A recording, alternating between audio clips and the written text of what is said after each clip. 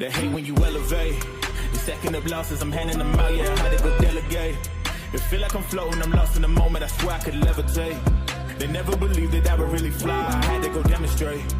I had to set them straight. They hate when you elevate, elevate, elevate. They hate when you elevate, elevate, elevate.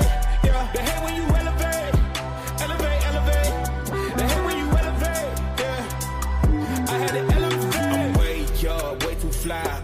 Yeah, I'm feeling myself. Ain't no chance I'm coming down, no. Got a soul view to myself, yeah. Why would I give it up? Why do they wanna come take my place? I work too hard for it, don't need a replacement. This my vocation. Now I got rollies all in rotation. Hop on a jet just to take a vacation. Remember the moments was trapped in the basement. Now the hard work is all taking me places. Swatting all black like we trapped in the matrix. Bet on myself and go ball out in Vegas. Living the life like I'm rich and I'm famous. Don't see the grind that I know that it came with. I ain't make it this far for myself, yeah. I had to prove to everybody else. I had to set them straight. Yeah, I had to ball, so I had to renovate. I know they hate when you elevate. The second of losses, I'm handing them out. Yeah, I had to go delegate. It feel like I'm floating, I'm lost in the moment. I swear I could levitate. They never believed that I would really fly. I had to go demonstrate. I had to. Salute, ATT. What's goody? Salute to everybody in the building. Take our time. I know we creeping in. Clap it up. It's Tuesday, News Day. Thank you guys for being here this morning. You guys know I'm still recovering from my surgery last week. But we're getting better. Look, swelling's going down a little bit. Starting to get some of my handsome features back to where they used to be. But it's still a recovery mode, right? Still doing what we gotta do though. But got a lot to talk about today, obviously. Guys, bear with me. I'm gonna bring on my co-host today, Mr. Ray M. Effin Davis.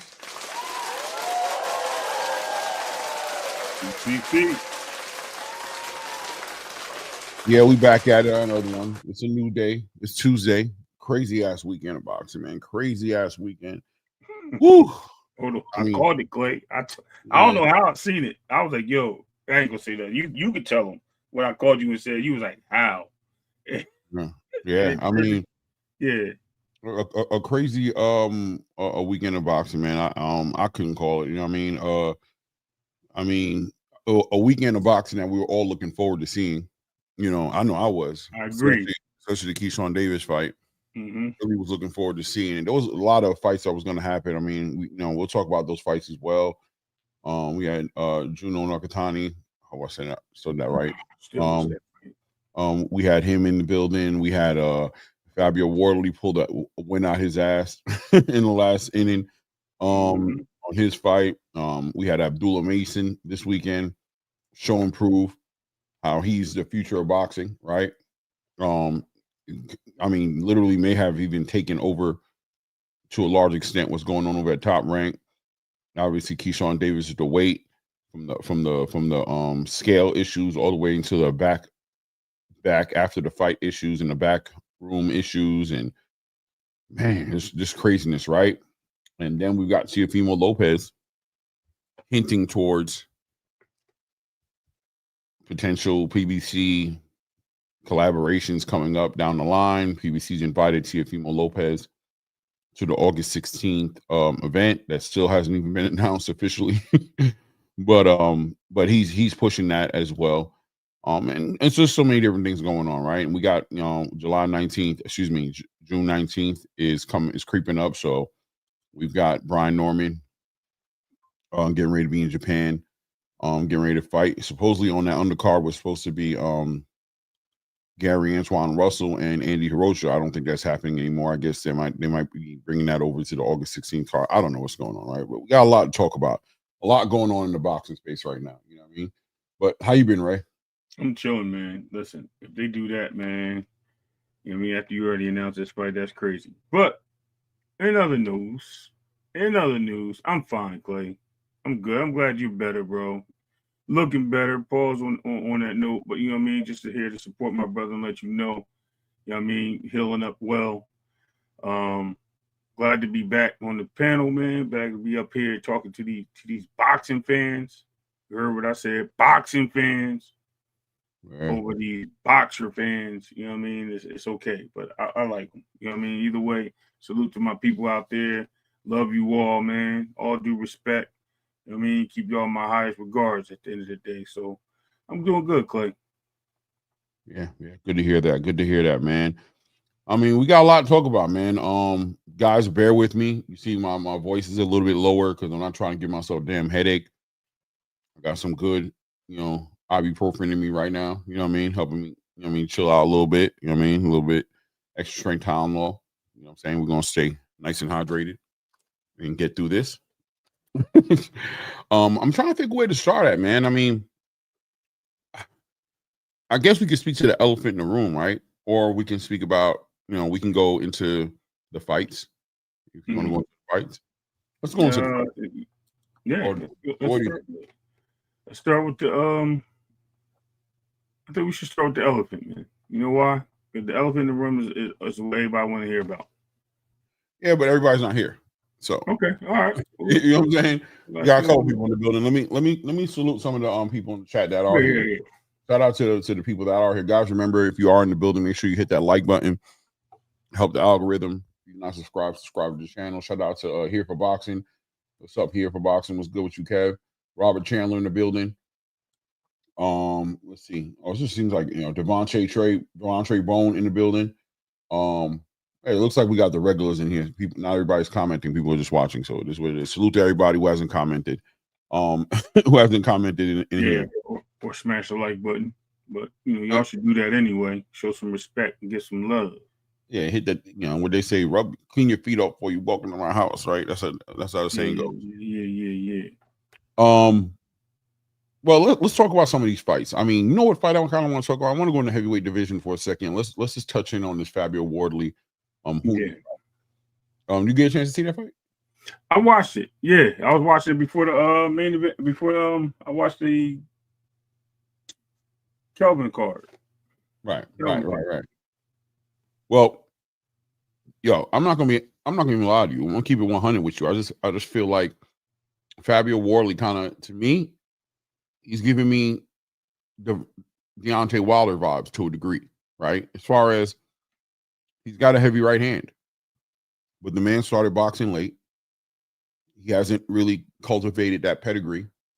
He really got, in my opinion, was getting outboxed every single round that fight, was getting spanked the whole entire time until he finally landed that shot. I've always said, a knockout puts a fight into perspective. You know what I mean? Mm-hmm. You should see Deontay Wilder kind of, losing fights, in my opinion. And then, ultimately that neutralizer makes you go, well, I mean, was he really losing the fight? Because ultimately he won the fight. But Deontay Wilder did get exposed later on in his career. In the latter part of his career, he started to show that he couldn't adjust. That if that right hand wasn't going to land, if it wasn't going to be enough, if he needed to dive into the tool bag and get more, he wasn't going to have anything else to go to. And he was going to be made to look amateur. He's going to be made to look like he didn't even belong in the ring with the person he's fighting against. Hence what we saw with him in Joseph Parker, obviously, you know what I mean? And obviously what we saw with Zayla Zhang as well. But I think Joseph Parker was even a little more telling, right? That he really, looked bad in that fight all the way until the fight ended and he came to a decision, and you look back at it and you're like, damn, what was he doing, right? This is a veteran. This is a champion who defended his title over 10 times and, knocked out all his opponents, but started to realize and acknowledge the fact that, this guy never really worked on his boxing skills per se, right? Fabio had moments in the fight where, he was trying to do these level changes and working off that jab and really tried to box with Hooney, which I thought was a big mistake. Really was looking for him to set that right hand up and let that right hand go. Now, there's a common thread here in that fight. From my point of view, Ben Davidson. We see him do the same shit with Anthony Joshua to a degree, right? Anthony Joshua being somebody who's a decent boxer, but, really had a crazy right hand. But, ever since Anthony Joshua lost that fight against Andy Ruiz, he tried to jump into being this boxer and, just really never really fully came full circle to who he was before he lost that fight with Andy Ruiz. Mm-hmm. I fast forward and bring it back, shall I say, to the fight at hand with Fabio Wardley to say that Fabio should have been trying to land that right hand. Should have been heavy on that right hand. Should have been setting up. That jab should have been getting thrown out there specifically on the purpose of allowing that right hand to come behind it. You know what I mean? And working to land it. And it seems like that didn't kick into gear until the latter rounds of the fight. And before that, he was actually trying to out jab Hooney. He was trying to outbox Hooney, and he was just losing that fight round after round after round, getting checked in. Thank God for him that shot from the gods landed, and victory to Fabio Wardley. But what's Fabio Wardley future going to look like in the heavyweight division based on that performance? I mean, there's a victory in there for him, but there's also a loss, because I think there's a good argument to say that a lot of heavyweight in the division and their coaches and the strategies they're going to be making, they're going to probably take notes in the fight, right? I would expect the fights to start looking different for Fabio Wardley after this. What do you think? Yeah, I think I was on board before saying that I don't think he's super special. I think he has I even thought in that fight that he did with homeboy, what's the other dude he just beat up before that? He punched through the ropes. You talking about Fabio? Yeah. So when he was fighting him, I thought he did a good job holding that dude back and spinning him around into that punch. Because I thought dude started hitting on him. Like, you know what I mean? I think he started getting at him. And it was just like great timing to make him look like what's his name? Locke, whatever, from the Goonies, the dude from the Goonies. And once he made him look like that, it was over. Everybody knew who he was. He had a new name on in the heavyweight division, and there we go. As far as him going forward, yeah, I never seen him at that level, Clay. I never seen him at the level like a lot of people wanted to put him at. And I thought it was because he's a slugger. Nothing wrong with that. Nothing wrong with him being a slugger, man. It's just like you got to have some type of foot movement. You got to have some type of defense in this, especially at the heavyweight division. You got to. When we was mentioning who he could beat, he's a threat there. I think I was on the opposite end of the spectrum when I was like, nah, I don't see this, I don't see that. He was like, you just be hating sometimes, bro. I was like, not really. I just see certain things in people. And look, he's strong. Like you said, he's a strong right hook. You know what I mean? All day. You know what I mean? Heavy-handed left lead hand. He can hurt you. You know what I mean? But it's got to land. I don't see him landing that much. And if you got a guy that can take a punch, that's not going to hurt him a lot of people either, Clay. So, yeah, we'll see how he works out. We'll see how he moves forward going into these next couple of fights and stuff. And I think he's going to get a big name, and that big name going to show us something. Yeah. No, I hear you, right? Like, as long as everything is behind setting up that right hand, I'm okay with it, right? I think that there's a conversation we had about Ben Davidson at this point, right? I remember Ben Davidson was going to be like the future of trainers in the heavyweight division, and getting accolades from the likes of the Haney family, talking about how great he was at breaking down videos and building strategy. Right. I question if Ben Davidson acknowledges the fact that it also takes a caliber of fighter to execute the game plan, right? You may have a game plan that makes sense on paper to beat an opponent in front of you, but if it requires a certain amount of athleticism, if it requires a certain amount of IQ, a certain amount of athletic ability from the fighter to execute the game plan, is Ben Davidson taking that into fact when he's building these strategies up, right? Like, this is a great strategy, but that's not how this fighter fights. And to try to change this fighter's game in the 9th inning, right? To change him, be like, listen, I'm going to make you a boxer in like 2 camps. In like 2-3 boxing camps, I'm going to turn you into like this Muhammad Ali or Tyson Fury, or, I'm going to change you into this Klitschko type of fighter when you're really a slugger, when you really just got a heavy right hand, when you know what I'm saying? When your footwork really ain't all that, when you don't, that's not who you are. Because what happens when you get punched on? You go back to what you're comfortable with, what you know, right? Like, you may come in there like you might have been looking good the whole entire camp, you know what I mean, looking a certain way. But when it comes time for the fight and the punches start flying and something connects, your brain is going to go into your habits, right? Not into what you trained on, to what you've been doing the most. And there was points and times in that fight with Fabio Wardley where I could see, like, he needed to make adjustments, and he wasn't. You know what I'm saying? He wasn't. Like shout out to Fabio Wardley for being a coachable person who will sit there and listen to his corner and not let his hands go because his corner's telling him to be more patient. But at what point does Ben Davidson, with a fighter like that, allow him to let his hands go? You know what I mean? I think at some point in the fight, towards the end, you know, when he knew it was all over with, Ben was like, yo, just let your hands go. Like, you know what I mean? Just let it go. Just go for it. And he did, and he finally connected. And I remember the whole fight watching and saying, why isn't he letting his hands go? Why is he sitting here trying to win these jabs and set up these shots with a fighter who's outboxing you, literally counterpunching you to death? You know what I'm saying? This whole entire fight, and you're not even letting your hands go, and you're not even giving him a real threat of ending him. So, like you said, we'll see what he does in the future. I think at a minimum, you know how I feel about dance partners. I think at a minimum, he's a great dance partner, right? Like he's going to be part of some big heavyweight fights, a lot of money in his future for these big heavyweight fights, and a lot of entertainment for us as boxing fans, right? I think, in my opinion, I think the more experience he gains, the better he gets. If that's not too far-fetched to say. I definitely see that happening. I just want to shout out to people, Clay, if you don't mind, that just entered the room. We got Thomas Hill, a.k.a. Tommy the Hitman Hill in the building, the mayor of YouTube. Ross Clark just is a Steph Brown, long time no see. Salute, my brother. LS Legends in the building, Country Q. I don't know if I've seen YG Knight before, but salute YG Knight. You look definitely YG Knight. Yeah, definitely. You know what I mean? Big Sarge in the building. Salute. East Side Easy. Of course, the first one to come in late and the last one to get mentioned. Salute, my brothers. That's my guy. But yeah, man. We'll see how that turns around. Yeah, man. So we'll see. Yeah, like you said. Other news in the heavyweight division while we're here. Did you hear about the announcement of Dillian White versus Moses Ituma in the next Riyadh card? Yeah. That's supposed to be. Isn't that supposed to be like the main card? The main fight in Riyadh? No, I don't think it's gonna be the main fight.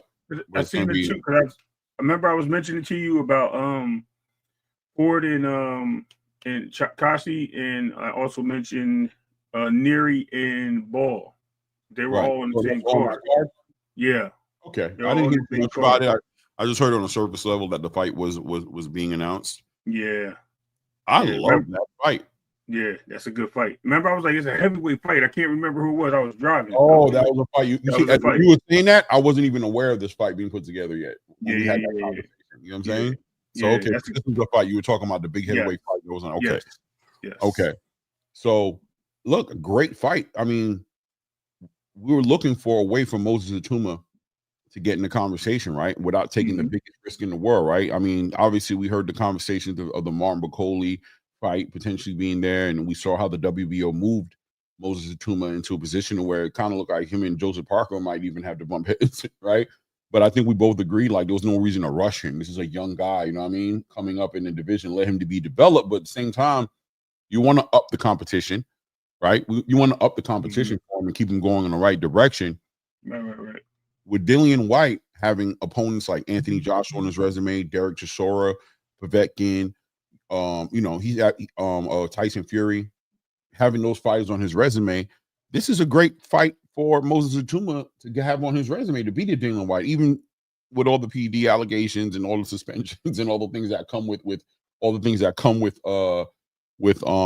Dillian White. There's still some legacy there and some accolades for Moses Ituma to gain off of stopping Dillian White, right? What do you think? Yeah, actually, man, listen, this is the best way to get this dude into the right spotlight, man. Right. Good opponent, you know what I mean? Dangerous opponent, dangerous enough where he can put up a fight, but if he gets the KO, it ain't ruining nobody's career, taking him offline like he would if he had it for the Bacoli. And Bacoli, I think, is a higher risk. So you get in there and get hit by Bacoli the wrong way, man. You can turn your lights and your career around, man. So I think this is the best fight for him. I think this is the way to move in good marketing and marketable fight for Ituma, man. I think Ituma's definitely got to come in there and show up and show out. I think both fighters will give us a good fight. I think it goes more than 1 round. 2 rounds, but what is it? Ituma's like knocking them out. I think it's gonna go some rounds. I think this is going to be a really good fight. This is the test, as they would say. You know what I mean? Yeah, and there's an opportunity there for, like, I mean, let's not throw that shade on Dillian. There's an opportunity for Dillian as well. Dillian been trying to get back into the conversation. You know what I mean? He had a fight lined up with who was he supposed to fight with? Anthony Joshua. Yeah, the suspension happened, and then when he came back, he had a performance. I can't remember who he fought, but it was a lackluster performance. You know what I mean? Yeah. And then you know, obviously he's been trying to get back in the conversation. And who's going to give him that opportunity? You know what I mean? Because Dillian Whyte is still a high risk, low reward fighter, right?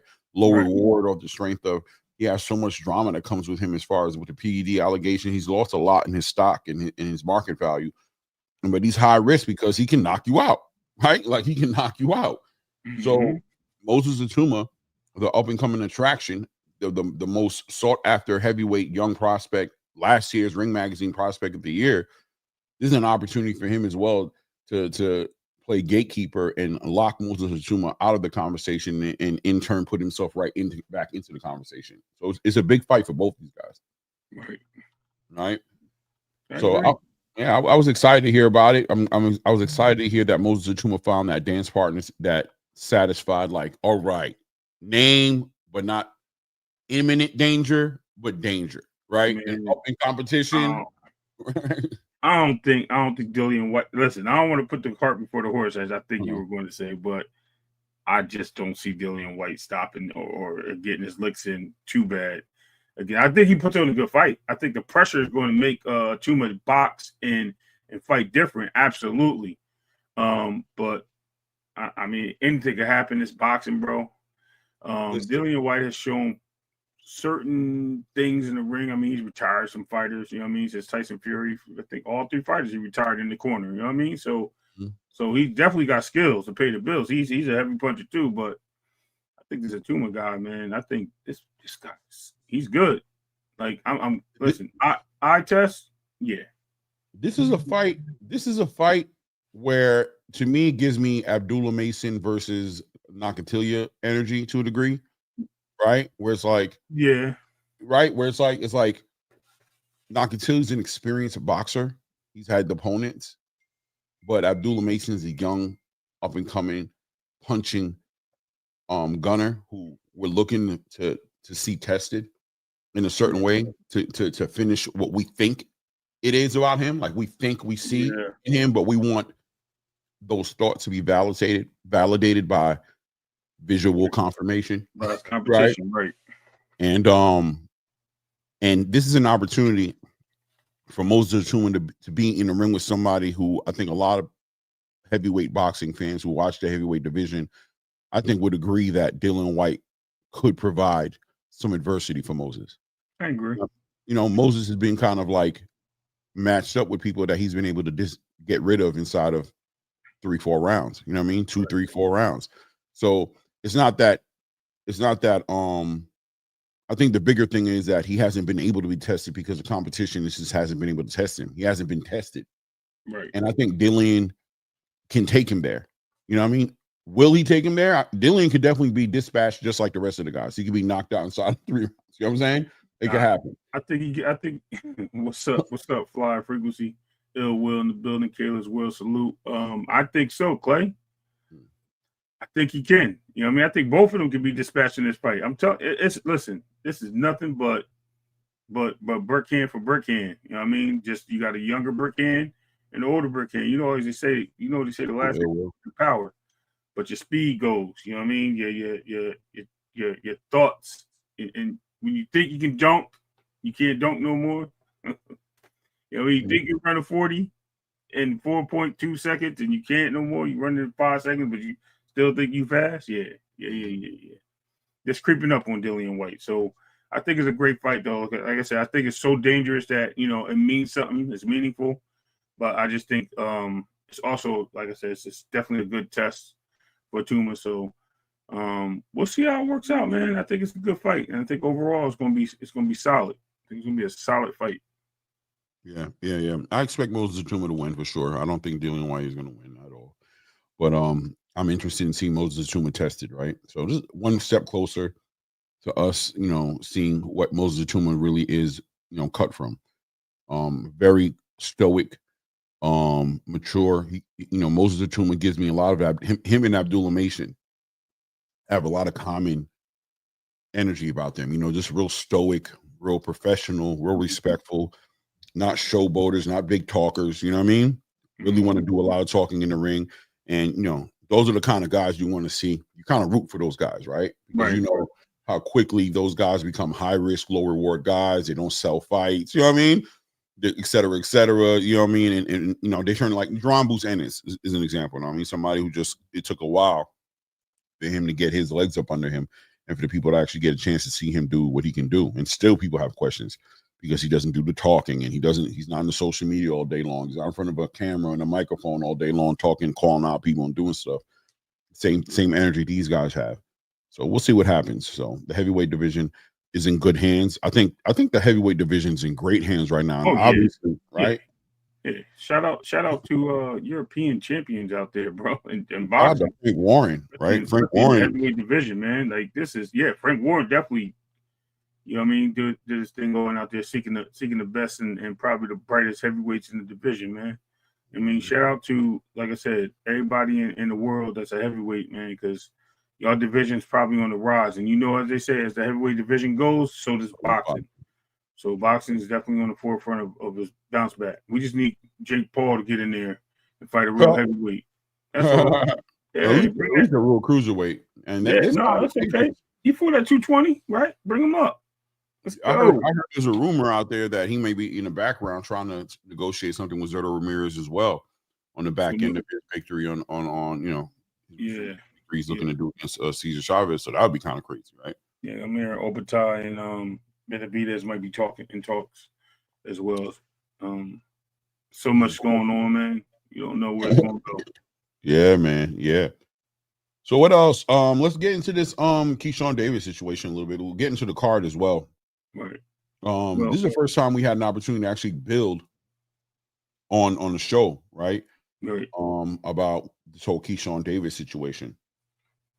Where I'm at with it as far as, look, these guys are young. They're young men. They're children to me. Right? Like I got a daughter who's like 2 years younger than Keyshawn Davis. You know what I'm saying? I got a son who's, I got kids. These guys are kids to me, children. And I say that in the spirit of grace, right? I know as a community, we love to we hold each other accountable in the public space is an underrated statement, right? Underrated statement. It was a bad look for Keyshawn this weekend. Bad look. The man missed the weight on the scale, and he missed it with a smile on his face. You know what I mean? A celebration, certain jubilation about himself off of him missing the weight, and then goes into the event. He's eating popcorn, living his best life, doesn't have a care in the world, knowingly understanding that a lot of people flew out to Virginia to see him perform. Mm-hmm. Bought tickets, hotels, plane tickets, took PTO from their job, paid time off, to make this a big thing to come out there and support Keyshawn Davis. And he compounds it, right? He compounds it because at the end of the night, his brother Kelvin takes a loss. Somehow Keyshawn Davis and his younger brother Keon end up in the back locker room while Abdullah Mason is fighting Nakatilia. And they're getting into a situation with Nahir Albright. Rumor comes out that they jumped Nahir Albright. You see some video footage of a melee going on in the hallway. Once again, well, not once again, but just to kind of confirm that hallway situation wasn't the same situation as the Nahir Albright situation, right? That was the aftermath of what happened in that locker room. We actually have no footage of what happened between Nahir Albright and Keyshawn Davis and Keon Davis, right? But allegedly, there was contact made, and people have translated that into Nahir Albright being jumped. Correct. And then we saw what happened in the hallway. We saw Keyshawn Davis's son inside the baby stroller. The crowd was dangerous. It was reckless. It was messy. It was YN-ish going on, right? It was young Negro shit going on in that hallway. Right. And this on the back end of just a weekend of disappointments from Keyshawn Davis and a lack of accountability from Keyshawn Davis, where he doesn't seem like he never gave the energy, like he took any type of accountability, no type of ownership, no type of, messaging to the fan base. He didn't come out on Twitter or on Instagram and apologize. And, he just completely was like, so what? I'm going to 140. The day after, we're seeing the whole entire content creation space crash out on Keyshawn Davis, right? They're crashing out. What kind of games is he playing? We knew he was a hype job. We knew he was this. I seen it all, right? And for me, it was like, all right, here's our community. You know what I mean? Here's our community, because I thought back to Ryan Garcia, even though Ryan Garcia ended his weekend with an actual fight and a victory. Right. So his community could celebrate him a little bit more, but still, nobody really was holding Ryan Garcia accountable like that. We're like talking about he threw his career away, or he made a mockery of boxing, or all those different things.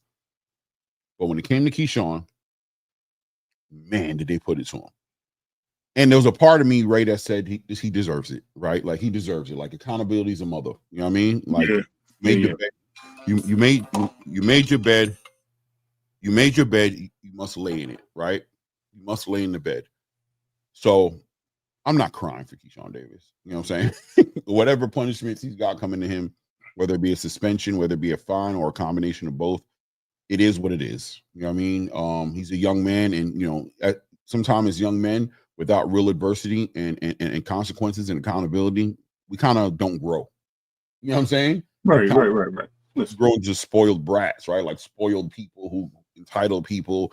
So, accountability is good. You know what I mean? It's good for growth, especially at this age he's at. He had something. He had a championship. He was in a lot of conversations in the grace of the whole boxing space. He was being celebrated. He's being held up as the next up-and-coming guy. And, he lost it all because of decisions he made, right? We don't need to deflect or act like anybody else did this to Keyshawn except Keyshawn, right? So there's accountability there. But at the end of the day, is it over for the guy? Is it done? How many people are using this as an opportunity to completely throw him away? And if they are using it as an opportunity to throw him away, why? Right. Some might argue, right? Does he happen to be on the wrong side of certain conversations? Is there certain things going on? You know what I mean? I don't know. Question. Right? I mean, and we could talk about that as well, right? But overall, I felt like I didn't feel like it was that big of a deal. I think it's a big deal for boxing. I think it'd have been a bigger deal if he gets away with all this stuff. I think that is kind of a big deal. That does set a bad thing going on in boxing. But as long as the consequences fit the crime, Keyshawn Davis will mature and grow from this. And I think this is an opportunity for him to mature and become more on his boxing career. What do you think? No, I disagree with the last part. I do think he grows. As far as maturing, I think it's a lot of, and hate me for saying this if you guys want to, there's some Teofimo energy there. What I mean is, like, I don't care in a way. I'll break it down and why I have these thoughts. Don't get me wrong. I don't dislike Keyshawn. Now, I knew Keyshawn as a talker. You know that. Didn't like his antics. I didn't like the way he was moving. And then I thought when he got pressed with Frank Martin, he had a little different energy than I watched it. You know what I mean? There was some retaliation. Mm-hmm. But let's bring it to the forefront. 10 out of 10, bad night. Absolutely. Destruction of it could have been a destruction of his career. Yes, it was a media frenzy, a way to hold this guy accountable, but like really put some stain on his name, like really a disrespect. But he put himself in a position, right? Should have been in the guy's locker room, regardless you next door or not. Shouldn't have been in there. Should have knocked on the door. Shouldn't have walked in. Shouldn't have did nothing. That right there was the start to things. Salute, Blue. Salute. He ain't here yet, or he ain't say nothing. He ain't here yet, Blue. Yeah. The next thing I want to say is, Keyshawn is a young man. He's a young man growing into his own. But if I would last remember, he smoked weed, had a fight after that fight, he came out and stated, I'm about to be a father now. You know what I mean? I need to grow up. All those things are behind me. I'm a God-fearing man. With that being said, you know, I'm taking my career seriously now, and I'm not going to be doing all these things anymore. It's time for me to go out there and prove that I'm the best at the division, and I'm going to be a champion so my son can appreciate who I am. Misquote. If I did, let me know. But I'm pretty certain that's what he said. I think more or less, yeah. More or less. So with that being said, Keyshawn's not a villain. He's a child, like you said. You know what I mean? He grew up in a situation, and he's not a child. He's a young man. That's what I'm saying. He's not a child. You know what I mean? He's growing up in a situation where he got the spotlight. I think sometimes with spotlight, it comes on, the energy changes you. You become a different person. You feel that you're untouchable sometimes, and it is what it is. The missing of the weight, the antics, it is what it is, right? Mm-hmm. Now, when you said something earlier about us holding him accountable, it's not we're holding him accountable, and I believe even Blue and some of the gentlemen in the chat will speak on this. Not us holding him accountable because we believe that he deserves the worst punishment of all times. I think it's a village at this point raising a child, right? And I don't want to call him a child again, but a young man at this point, right? He's coming into his manhood. And us as grown men have already had mistakes and things of that nature. We trying to tell him, like, yo, straighten out, bro. You had a good thing going. Now you got ESPN talking about you jumping people behind the scenes. And they repeatedly said it. They repeatedly said it was bad for the sport. They repeatedly said you're disrespecting your city. They repeatedly put all these things out there to make you look like you're the worst thing since sliced bread. Knowing you had a guy that cheated and did the same thing with the weight loss and things like that in that nature. And because his fight happened, he got a pass. But because your fight didn't happen, and everything happened, and you're smiling and doing all these things after, you're to blame. You're the latest guy on the voice box, right? On the show box. We see you. So we're looking at you. And plus the fact that you're black, bro. Come on. And I hate to bring race and color into it, but the fact that you're black, you basically, you know what I mean? Like I said, you kind of set the sport back, bro. You did. A lot of people didn't believe when I said that. I was like, man, didn't set the sport back, right? Come on, the whole sport. Absolutely. I'm going to tell you why. Hold on. American boxing in itself has been falling to the wayside, Clay, from all these networks, all these things, and the promoters. And the Allen Iverson effect of, we don't want to deal with them type of guys. We want to deal with these guys that clean cut, this, and that. That just hurt all these kids, I believe, a year or two of them coming up and looking a certain way. They're looking for us to make mistakes like this. So ESPN, Mark Kriegel, Tim Bradley can say these things about us publicly, and then it goes from there to social media to here to there. Now, with all due respect, Clay, I think they did release an apology. And with the apology, you know, I can read it if you want, but they did release an apology. And with that being said, you know what I mean? I understand where it came from, and I understand the situation, and I take a person that owns up to it. I wish it would have happened and they got ahead of it, but they didn't. They let it marinate into more nonsense, and that's where we are today. I'm just glad they did issue an apology, and here it is. Here we go. Well, I mean, I disagree with him. And that's what I'm saying, right? Like, we put too much emphasis on it, man. I mean, if Ryan Garcia drinking a beer on a weight scale and missing weight and popping on performance enhancement drugs and going on rants about child sex trafficking and him being violent, that didn't set boxing back. I'm not going to put boxing on the shoulder of Keyshawn Davis, a 13-0 fighter. You know what I'm saying? Who's growing, who's a young person. I'm not ready to do that, you know? And I think that's where, for me, it's just like, that's why I didn't give it the light or the strength or energy that people wanted to give it, because I felt like I already saw what was written on the wall, what people were going to turn this into, and our community's inability to give grace to young people making mistakes who are in positions to change their whole family's life, and all of a sudden they're above young people issues, right? Temper, emotions. Where's his father? I don't want to put his personal life out, but we know that Keyshawn Davis has been dealing with an uphill battle of mental health issues. Right. This is one of the reasons why he doesn't want to fight Shakur, right? We know that he's had anger issues. We know that he's had emotional issues. So these are all children, and I don't want to get spiritual, but, you know, as a child of God, you know what I'm saying? If you look in the Bible or in a lot of religious scriptures, some of the biggest characters in these stories are the biggest sinners. You know what I mean? The people who are out there, you know, doing the worst were the people who were able to have the testimonies, the redemption stories to come back and be great because of their downfalls. I think that you know, Keyshawn Davis deserves accountability.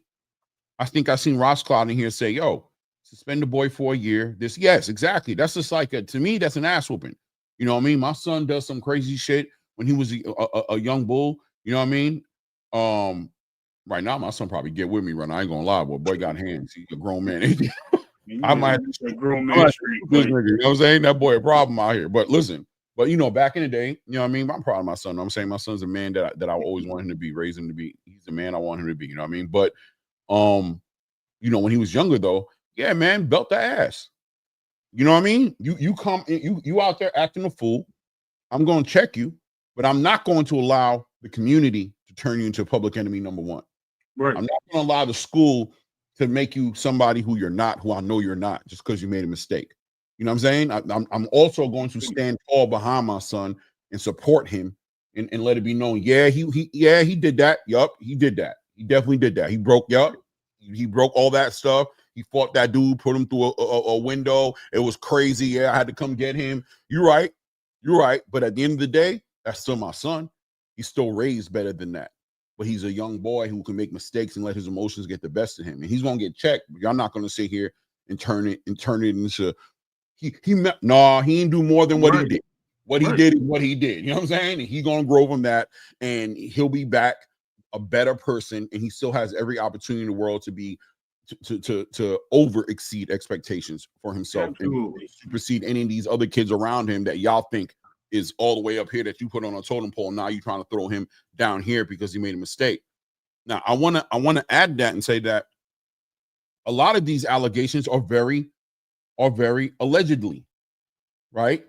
As far as people like to throw salt, pepper, hot sauce, paprika, garlic powder, you know what I mean? Your favorite seasoning salt, and the watermelon powder. They like to throw it all over the meal, and they like to turn chicken breast into some diabolical, don't taste like chicken anymore. I mean, recipe. It's like, yo, hold up now. This is chicken breast still, right? So let's talk about this situation for a little bit, right? And say that Keyshawn Davis ends up in the locker room, and he shouldn't end up back there with his brother Keon to confront Nahir Albright. Now, number one, I don't know why their locker rooms are that close to each other. But it's all good, right? For the fact that Keyshawn and them were able to hear what was going on in the next room, it is what it is. There's still a certain amount of maturity and accountability that falls on the shoulder of Keyshawn Davis. But he goes in this room. According to Nahir Albright, he walks into the room, confronts Nahir Albright, who, by the way, Keyshawn Davis walks by security and all types of people that are there. So he's not coming in the room with the tension on him enough for somebody to stop him. Like, what are you coming in here on? So he comes in there like, yo, let me just talk to your man. They have a moment. They're talking. We don't know what they're talking about. They end up forehead to forehead. In the midst of that forehead, Keyshawn pushes his forehead forward. I've seen this happen on plenty of face-offs. You know what I mean? Plenty of face-offs. I've seen the forehead to forehead thing. And here Albright ends up with a nod on his head. Keyshawn ends up grabbing him. You know what I'm saying? Pushing him back. There's a good chance there was some testosterone flying there, and it was a meeting of the men, and a little tussle happened between Keyshawn Davis and Nahir Albright. I never heard from Nahir Albright him explaining that Keon Davis put hands on him, that Keon hit him, that he got kicked on, punched on, that they had to pull multiple. I didn't hear about this. No. So what is jumping now, right? Did they jump him with words? Were they talking to him at the same time and being unfair and not letting him talk? Were they cutting his? You know what I mean? Like where was the jumping? I didn't hear about the jumping in the description of the interaction that happened inside that locker room. What I heard there was a jumping was Nahir Albright who allowed reporters to put words in his mouth and said, yeah, basically they jumped me. I haven't seen the jumping happen, the alleged jumping. I haven't seen it, right? So whatever happened in that locker room, Keyshawn Davis had to be escorted out the locker room. It went too far. He deserves to be held accountable for it. It went too far. Whatever it was, it went too far. It should never went there. Keyshawn, as a headliner, as a future face of boxing, as somebody who the whole city came out to see, and he didn't even get a chance to perform because of how irresponsible he was, should have been more responsible about the way he carried himself and carried himself more as a leader. But he's also a young man. You know what I mean? And I would put arguments out there that Top Rank maybe could have contained Keyshawn Davis and his family a little bit better, keeping him away from certain things. You know what I'm saying? Keeping him out of certain spotlights. You know what I mean? Yep. But Keyshawn is still a man. He still has to be responsible for himself. I agree. So now they're out in the hallway. They're getting ready to leave. The hallway's made for moving. You're either going this way, you're going that way. Hanging out in the hallway is supposed to be kept to a minimum. There's police out there. They allowed the situation to turn into a big party in the hallway. It is what it is. From my viewpoint, from the video that I saw, Nahir Albright's older brother confronts Keyshawn Davis's team about, I would speculate, about what happened in the locker room with Nahir Albright, Keyshawn, and Keon. Somebody popped off. Nahir Albright's brother slapped the ish out of somebody. I'm not holding Nahir Albright's brother accountable. That's what you're supposed to do. I'd have done worse. I don't know. If I felt like my brother got attacked in the locker room, you know what I'm saying? I wasn't there, because I'm assuming if Nahir Albright's older brother was in the locker room, it went down in the locker room, not the hallway. But if I hear my brother got jumped, that's what people are telling me. When I go see whoever I need to see in the hallway, it's probably going up. You know what I mean? I don't really need an explanation.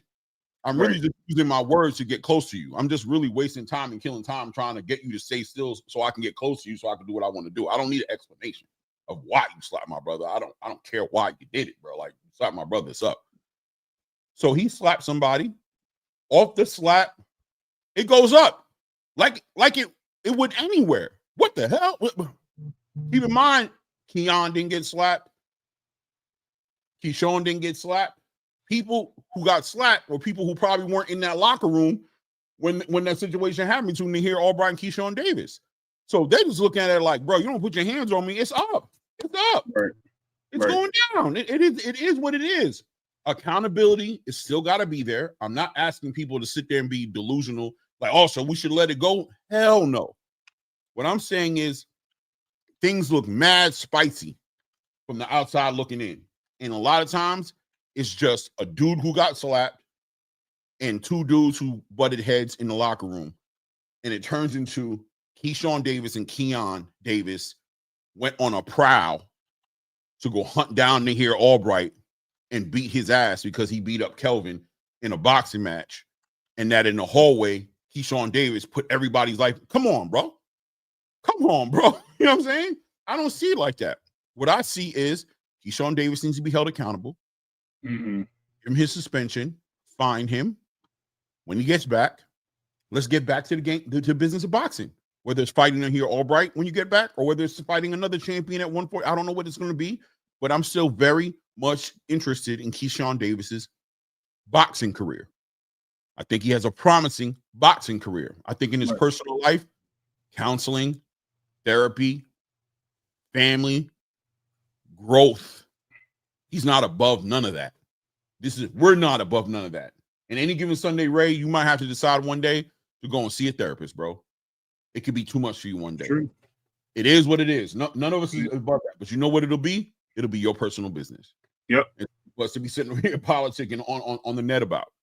But if we're talking about boxing, how does Keyshawn Davis all of a sudden is not a good boxer because of a fight he had in a locker room? Right. Now, his discipline, his professionalism, these things need to be questioned because he's done things that have thrown questions at his ability to be a disciplined, focused fighter. But at the same time, he's done things to show us that he can dial in and focus and look past all this shit is going on around him and fight on a big night. It is what it is. Yep. No, listen, I agree with you. Clay. And only thing I would say, and when you ask the question about why did Ryan get a pass? He didn't get a pass. I think the same real folks, the real folks held him accountable, such as, right? But I think what I mentioned earlier is Keyshawn needs a village, right? A village raises a child or a young man in this sense, right? They do. But the village in this point didn't support Keyshawn, right? The village supported Ryan. His father supported him. His mother spoke for him right away, gave excuses or whatever reasons why he acted a certain way. Then you have everybody in social media saying, well, he beat Devin Haney, so, he gets a pass. Hey, Devin Haney took the money, so he gets a pass. So Ryan got a village behind him. He had a community behind him, which in this case, Keyshawn didn't. Why? Because Keyshawn's antics prior to that didn't help the situation as us, Clay, as us looking as our own people and saying this is he not supposed to be like that. This, like I mentioned earlier, he got a kid. This man's supposed to be, man, listen, this guy Keyshawn, and listen, much due respect, he's been on the record of certain things before. He's very antsy. And I think he got the energy from being home. Let's keep it real. He's at home. He's comfortable. He's around people with folks. Like the energy change, right? Yo, let me show out. You argue with me in my backyard, in my mama's house, right. with all my family in the backyard. Right. It's gonna be a different reaction than what we're gonna do when we outside. Yes, sir. Bro, we in my mama's backyard, nigga. So say that shit louder so the rest of us can hear it. Thank you. So now, what it looks like is okay. I ain't never been to Kriegel, right? Mr. Kriegel. Let's talk about Mark Kriegel. I ain't never been to a black barbecue before. Oh my God. What is yo? You see what I'm saying? Now you see my point. Yeah. So now he's pushing a different narrative. Yeah. So now that guy that lived next door that came to the barbecue, they didn't really get along as kids anyway. But now he smacked him in the head with his big wheel tire. Yeah. You know what I mean? And hitting him with an and what? Oh my God. And he's hitting him with an and what? What and what? Right. So now, on top of that, and the dude was supposed to look, he was supposed to be punished because earlier he went out there and slashed somebody's tire. He's supposed to be punished and in the house anyway. What is he doing outside? Oh man, you got to be kidding me. So that's how I relate the whole situation. That's why I said there's a guidance that we as media or whatever you want to call us have to hold these guys accountable. One, and try to direct them. Two, me saying that Keyshawn has set the sport back. It does because now we have to rebuild him, right? And we don't. Oh, he has to rebuild. Hold on. Let me cook. We don't just have to rebuild him. Now we have to rebuild every actual fighter that comes from dire situations that get into the ring. Remember, it's a poor man's game, Clay. We are not looking at the European fighters in this sense. We're not looking at the Mexican-bred fighters in this sense. We are not looking at the fighters that come from like Caleb Plant in this sense. Excuse me, I don't want to be disrespectful. I don't want to use race, but I'm just saying we don't look at them that way. So when we look at the inner city fighters and they come out and they do things like this, now we're looking at the next one to make the same mistake. Not us. The eyes, the media, they looking for it. They waiting for it. Malice at the Palace. Can I tap in real quick and say something? Yeah, go ahead, man. Go for it. That just because people put that on us doesn't mean we have to wear it. I agree. Okay, so will the media try to spin this and turn this into something more than it actually is? Of course they will. But our job, being a product of these communities and fans and supporters of these fighters, is to put what's happened in the proper perspective.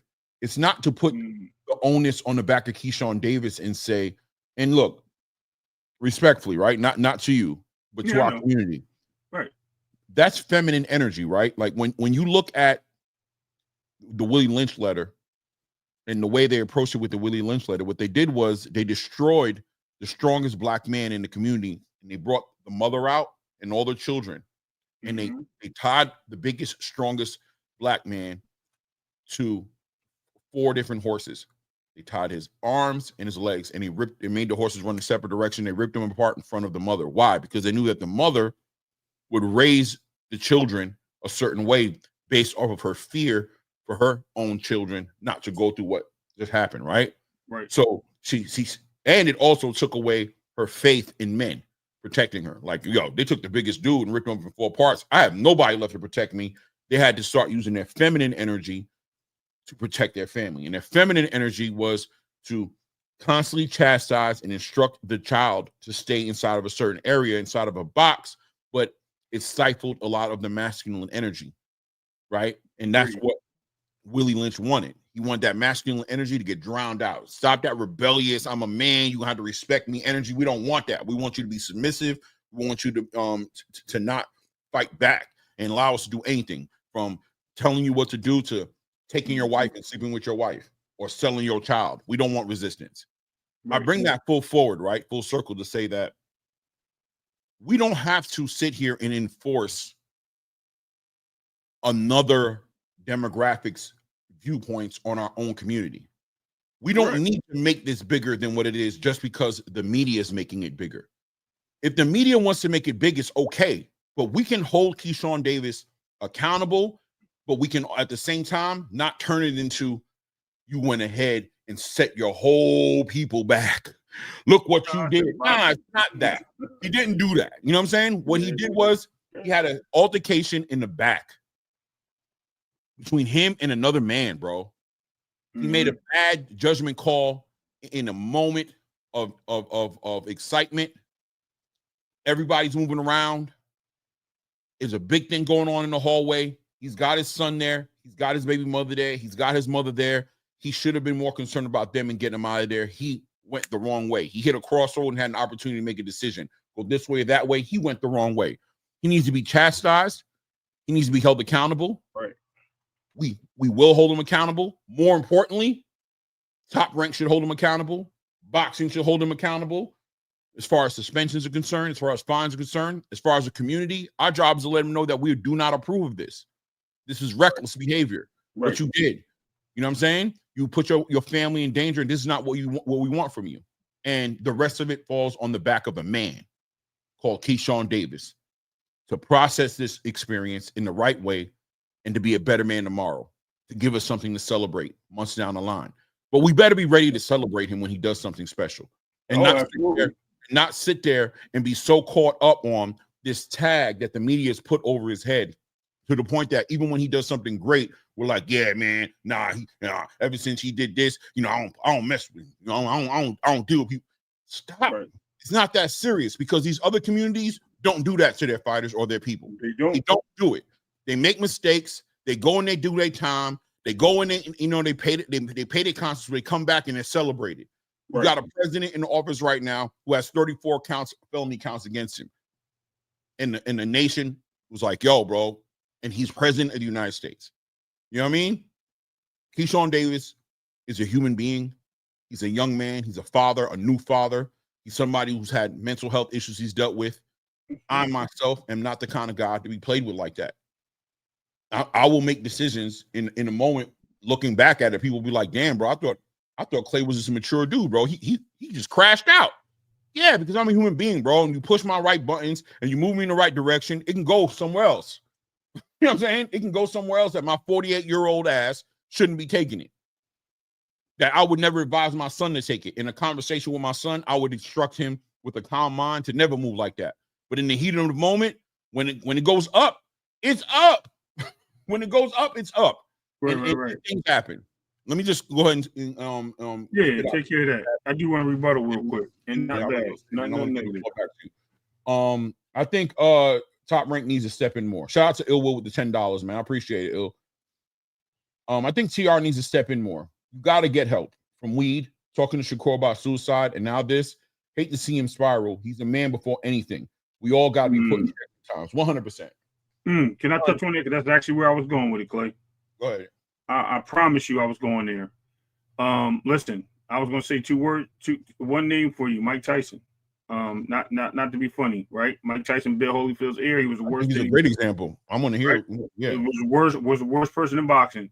He went from there to getting a tattoo on his face, from there to being the most dangerous man in the ring, regardless of him losing. People feared him. He cursed people out. He was arguing with people every which way because the sport ate him alive, right? It went backwards on him. He was the biggest thing to the worst thing so quickly that I don't want to see that happen to Keyshawn, right? That's where I'm bringing the village in. That's what I'm saying. We need to hold him accountable. But bump what everybody else says. We'll hold him accountable. We'll apologize for him, right? If we have to. But we have to build him up ourselves. We have to bring him back. Because you know who's not going to bring him back?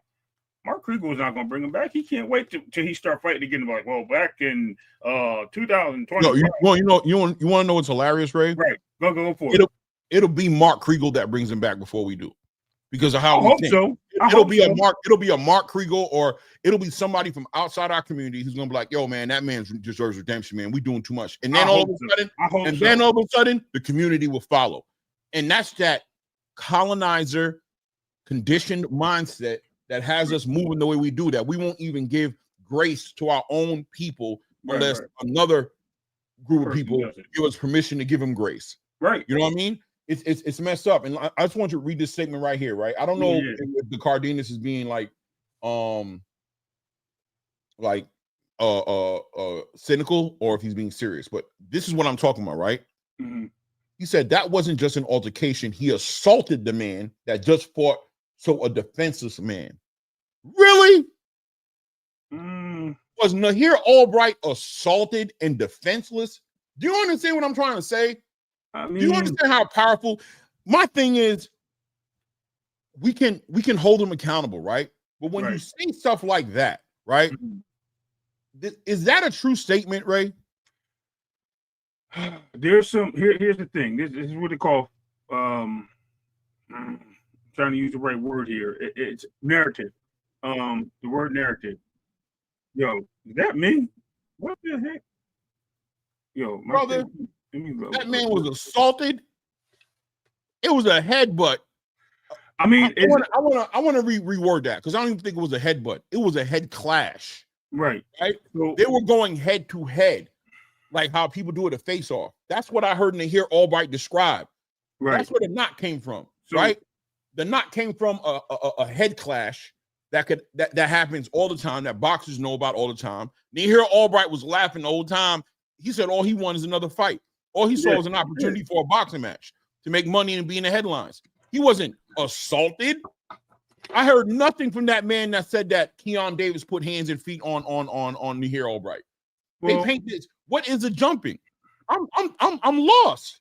I mean, maybe where you're from, because I'm gonna tell you right now, him walking into that room and putting his hands on another man is a form of assault. Now, what's the degree of assault? You know what I mean? As us, somebody walk in my room and they put their hands on me, I'm fighting back, right? If I walk in the room and put my hands on somebody, they may sue me for assault. You know what I mean? I can aggressively talk to somebody they can call it assault if I walk into a room I ain't supposed to be in. So at the end of the day, he could label as assault, but I don't think he was defenseless. That's the part I'm looking at. Defenseless. Because he's a boxer just like him. He had every opportunity just like him. Now, maybe he was defenseless. There's two arguments, right? There's one argument to say that, because I want to know why didn't Nahir Albright fight back? That's my now, if he didn't fight back, is there an argument to say that he didn't feel assaulted? That he didn't feel like he was in danger like that? Well, that he didn't feel like he needed to fight back? That he felt like it was just a face-to-face altercation? That we had a head clash because we got forehead to forehead? Could it be possible that Nahir Albright didn't feel like he was being jumped? I think he did. And if he did feel like he was being jumped, what about everybody else was in that locker room? Why was Keyshawn Davis escorted out the locker room, and why wasn't his ass whooped in the locker room? I'm going to tell you why I think he did, because the way he stated that he grabbed his arms and pushed his head against his and pushed him back. Him feeling like he was feeling assaulted, and he got two brothers there. I mean, his other brother there, not two, but his other brother there. One other dude there in Nahir Albright's locker room, where everybody in there is his people, not Keyshawn's people. But they're in your circle, Clay. Like when you're in your circle and they're in your space, and one guy grabs you, holds you back, and the other guy's standing close by, and you feel like if you swing on the other guy for grabbing you, then the other guy gonna swing on. It has happened, Clay. People have felt trapped in corners before. I can only speak for me personally. If I got one, Ray, if it's me and you staying in a room with 7 people surrounding us, and somebody puts their hands on me off the strength of you being there, that's all I need. I'm swinging. I'm going out. You know what I'm saying? I'm going out, bro.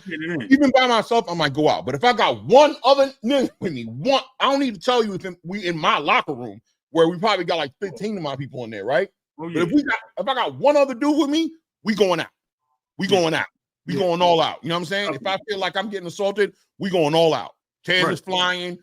Whatever we got to, I'm not even thinking about it. It's up. You know what I'm saying? It's clicking just like that. I don't even know what I'm doing. It's going up. I agree with that. Now I'm just painting a picture of what's being said from the words that he said in the interview, right? Now he also mentioned jump. They didn't jump him. So maybe he had some time to think about it. But he said they didn't jump him. He said that?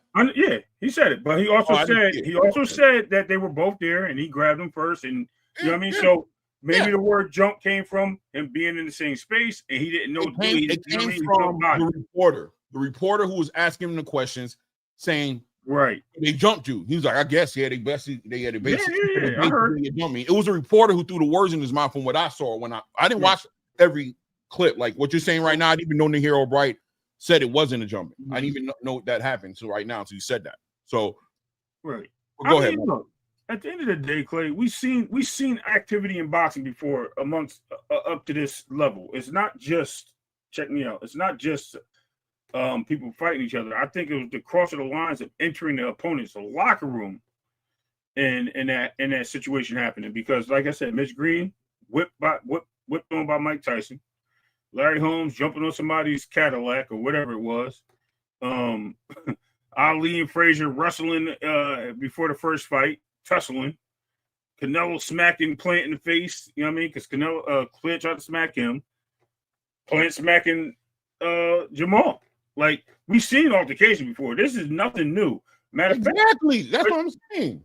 Jamal got smacked. Nobody held Plant accountable. They said, why didn't Jamal get his get back? Exactly. So, you know what I mean? There's an oxymoron to this whole situation. There's a twist to every angle. The point is, Keyshawn was in the spotlight. Why? Because it was his event. Keyshawn was in the spotlight because he missed weight.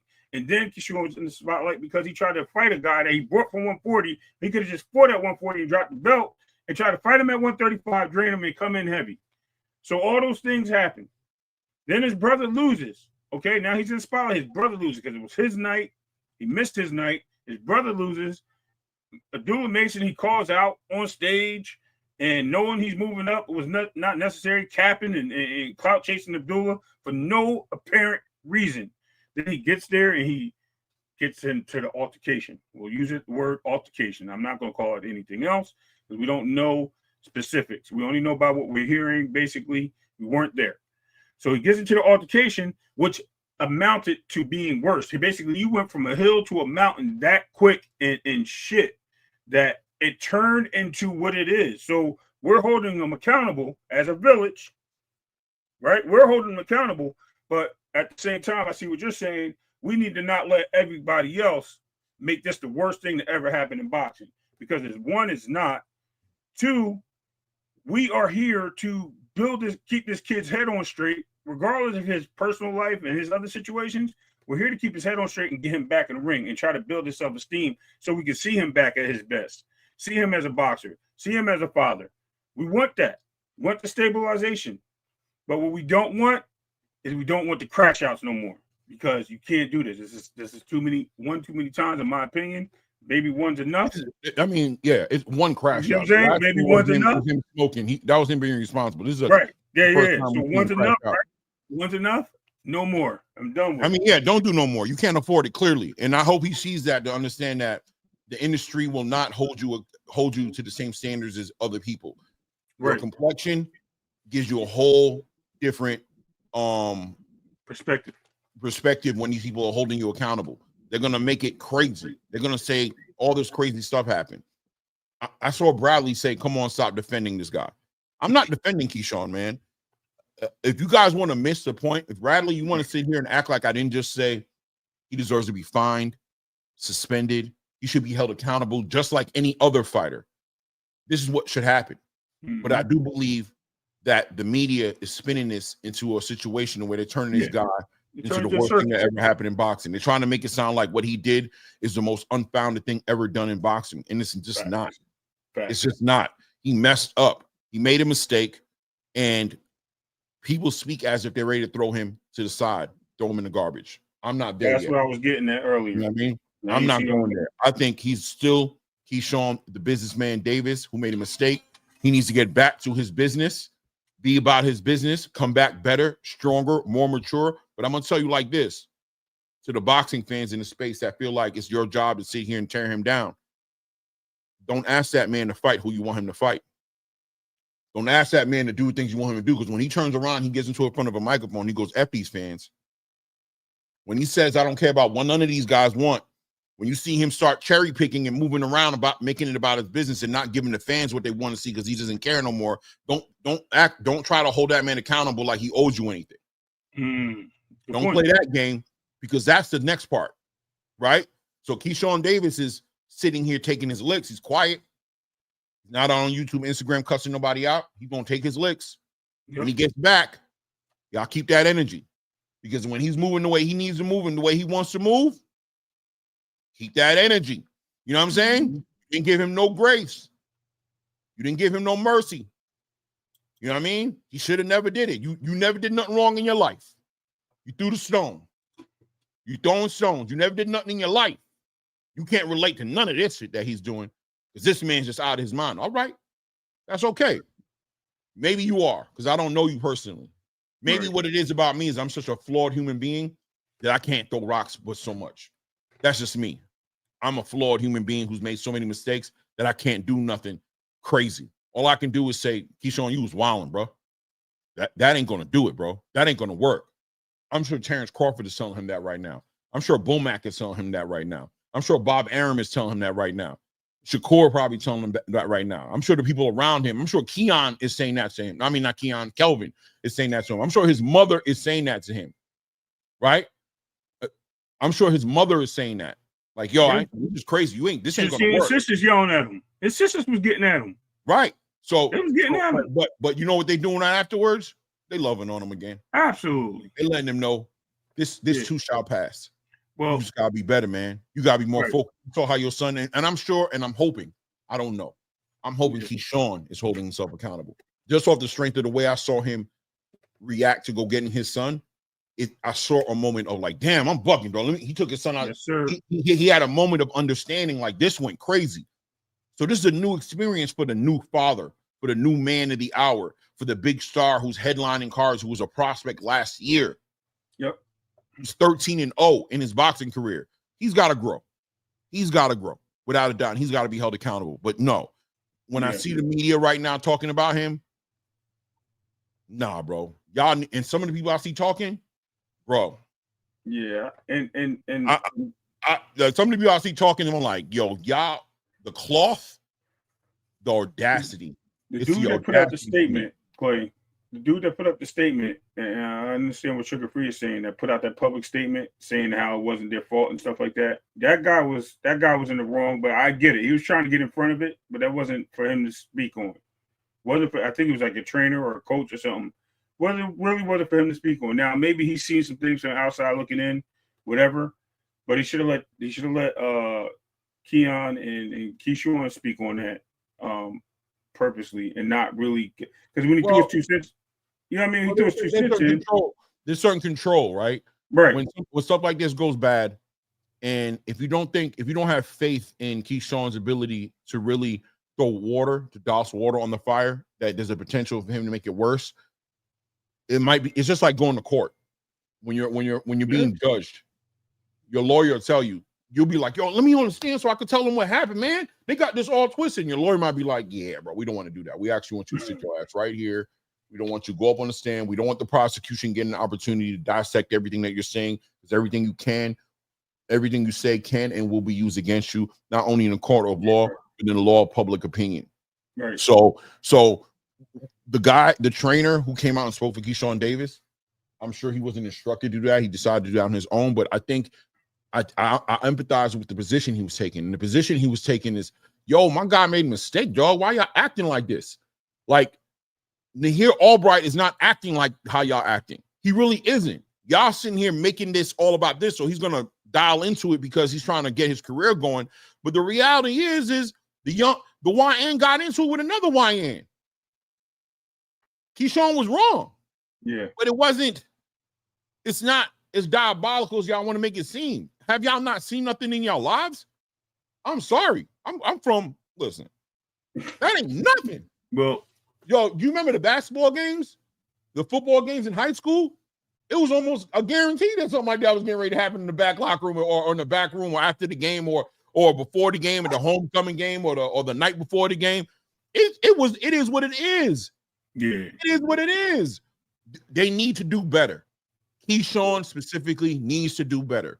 But did this man do something that diabolical? The community needs to be more honest because you're allowing the media to take this into a realm it doesn't need to be taken into. Because the community ain't going to stand behind Keyshawn and be like, y'all acting like, y'all going to act like y'all didn't see Ryan, all that stuff that Ryan did. The New York State Athletic Commission almost didn't allow the fight to happen off the strength of what Ryan was doing. Where was the outrage when that man came 3.5 pounds over on the scale, popped on PEDs, talked about trafficking children, talked about raising people from the dead and kill them again, saying that he hate people that, where was the outrage? That man is still the biggest star in the world. Keyshawn can't make a mistake, bro. I get it. No, you're right. It is what it is. Listen, he put a public apology out. I'll put it in the chat for you. All right, let me read this right here. Shout out to my brother. Assalamu alaikum, my adult choice. The band of fans, money was disrespected. Truth. On the scale in fight, this fighter's judges others harsh. Let's keep the same energy or standard unprofessional. I agree with you. He said on the scale in the fight, this fighter judges others harsh. You talking about the accountability you have for Gustavo Lemos? Yeah. Right. Keyshawn, bro, listen, bro. Keyshawn deserves to be held accountable, and I have faith he will be held accountable, but he doesn't need to be held more accountable than anybody else. You know what I mean? In a similar situation, the accountability will be up to Top Rank, up to the Norfolk State Athletic Commission, the police. If Nahir Albright and his team decide to move forward with certain things, they can do it. I'm sure things will be done. There's a lot of lessons in the future that Keyshawn Davis is going to learn from this situation. It doesn't just end today. He has to deal with all the consequences, with everything that comes back from this. Trust me, he's going to be held accountable. I hope he's held accountable. You know what I'm saying? You know, money talk nowadays. Yeah. He'll have to deal with that. But as a community, as a boxing space, be careful. Be careful of throwing stone because you'll be shocked, bro. You'll be shocked. Right. Any given Sunday. Now, mind you, it does have music playing to it, Clay, so you gotta mute it. Huh? The apology, I'm saying. So it does have music playing to it. Oh, what? Keyshawn made an apology? Yeah.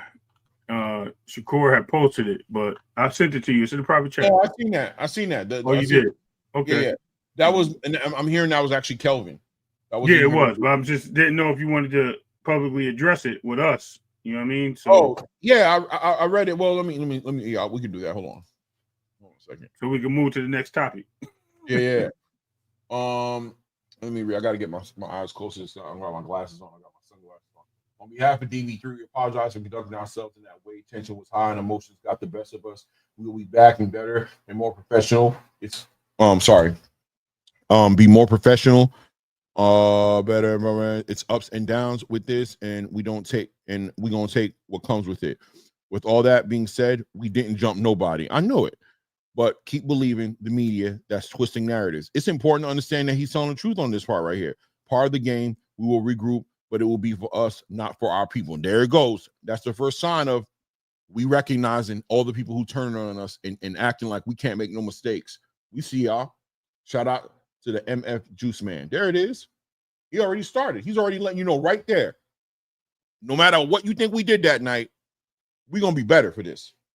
We're not only going to be better because we're going to learn how to not to get in these interactions. We're also going to learn how to deal with you fans. We're going to learn. We're going to have some understanding. Shout out to Javante Tank Davis. And I'm saying that because he understands. And that's why he don't go do no interview with none of y'all. He don't communicate with none of y'all. He don't take y'all into consideration when he putting his fights together. He moves the way he moves because he knows what other people don't want to act like they don't want to know, or they really don't know. That nobody in this game is going to sell. They're only going to celebrate you as long as you're doing what they like. As soon as you do something else, they won't give you no grace. There won't be no grace. They're going to turn against you. There will not be no grace. So therefore, I'm going to move accordingly and do what I need to do for me. That's why I think we're going to expect to see from Keyshawn Davis when he returns. And a large part of me can't even argue with him. It is what it is. It is what it is, because the boxing space feels like they can ask everything of these fighters, but they have no loyalty to the fighters. Right. Keyshawn Davis, there's a way to hold people accountable. There just is. If you feel like you're doing it the right way, I'm not here to rain on your parade, bro. It is what it is. Everybody makes mistakes, bro. Right. There was no bloodshed over this. Nothing that nobody can't come back from. Nothing that nobody can't come back from. I've seen worse. I've been involved in worse. You know what I'm saying? I've been involved in worse. I don't know, bro. He had a knot on that head like crazy. Bro, that's nothing. That thing ain't coming down, bro. He just created that thing was down by the next day. He was on social media singing, and he had no knot on his head. It was literally, he was in a fight, and it's a headbutt, so it's a hematoma. It comes just like that because of how the blood was rushing. He just came out of a fight. Literally the next morning, it was gone. He's been smiling. He's been smiling ever since he left that damn ring. He's been smiling ever since he left that ring. Ain't not smiled since. Clay, they created a moon, bro. It was orbiting. That's why. It was moving. I'm just messing with you. Clay. Nah, Sugar B Mars says the only thing they asked from Keyshawn is professionalism. He missed weight and he involved himself in an alleged altercation. 100%. Yep. You're right. Yep. You're right. And there's nothing wrong with asking that of Keyshawn Davis. He messed up and dropped the ball. But for the next day, let's just see. I'm holding Keyshawn Davis accountable for what you just put there. That's what I'm here to hold him accountable for. You weren't professional. You didn't make weight. That's some diabolical-ish. You got into an altercation in the back room afterwards. It's diabolical-ish. You need to get it together. Outside of that, is this man the worst person in the world? Did this man bring back the whole black community? Did this man set boxing back 20, 30 years? Are we about to go back and change? Are they about to redline us now? We're not allowed to go. We're going to have white stalls to go into now? Well, I mean, we can't go into the white water fountain now? Did this man just change the whole entire trajectory of the black evolution? No. Stop it, man. All right, we can keep moving. Next, please. That man didn't do all that, bro. Yeah. That man got into an altercation with somebody in the back room. Listen, it's no different than a school fight, man. Damn near. They'll be friends tomorrow. They'll figure it out. It is what it is. But yeah, man, we'll see what happens on the back end of that. Let's talk about Abdullah Mason. Okay. Because we got to talk about Abdullah Mason because this whole entire situation has overshadowed. And that's what I'm talking about as well, right? That this situation is really happens every given Sunday, has overshadowed, in my opinion, the real story of Saturday night. Every day a star is born. Clap for him. Yeah, Abdullah Mason. The trajectory of this young bull from this time last year. He fought what, 6 times last year? 6 times? 6 times, yes. In one calendar year, 7, 6 in last year. Exactly, right? And then this year has been super active. Got pushed up to number 2 in the WBO rankings underneath Keyshawn Davis's sanctioning body that he had the belt in, right? And the stars aligned for Abdullah Mason because even though Keyshawn Davis threw away his opportunity and played himself by not making weight and carrying himself the way he did, there was an opportunity there for Abdullah Mason, right? And there's a saying out there, when you stay ready, you ain't got to get ready. And Abdullah Mason, they messed up, didn't they? They gave him an opportunity. And they said, are you ready? And Abdullah looked at them with that stoic look like, well, what you talking about? We treat every fight like we main eventing. We come to steal every show. every fight that we come to. So he had his opportunity to do that against Jeremiah Nakatilia. This goes down Saturday night. This was going to be a litmus test, not only for Abdullah Mason and his fans to make sure that Abdullah Mason was who we all think he is, but also the fight had a lot more weight behind it now that it was a vacated WBO title in the air, not on the line. They weren't fighting for that title, but now that this title is vacated, it's up for grabs. And there's a good argument to say that the winner of this fight is going to be involved in that fight for that vacant belt. A lot of pressure up Abdullah Mason into the limelight to be the main event and raise the stakes as far as reward at the end of the tunnel. The pot of gold at the end of the tunnel if he's able to accomplish this. I think he showed up in spades. How you feel about what you saw in that? Man, listen, I've never thought a guy that just went forward and just slugged it out with everybody in front of him would go in there with a game plan like that, Clay. Now, I'm not telling you he didn't have a game plan. What I'm telling you is I think he knew he was inferior to these other fighters as we've seen him fight before. Mm-hmm. But, did he put on a clinic? Did he start off knowing the power and the consequences if he got clipped by Nakatilia in that ring? He would have got hurt. But he judged him. He moved in. He came in professionally. He moved on the back foot after he manned up with him, right? Let Nakatilia make the mistakes, ranged him out, used his range to find out where he was. And once he found that range, he still was moving backwards. Nakatilia still running into stuff. Then he started going to the body. Got hit with a couple of shots. But he was able to parry and block a couple of shots off the guard. He's seen it. And when he got hit with that one shot, he turned up, right? Split the eye and Nakatilia. Then he went in there and kept pounding on that eye. Pound. Dude said, no mas. He said, I can't see, man.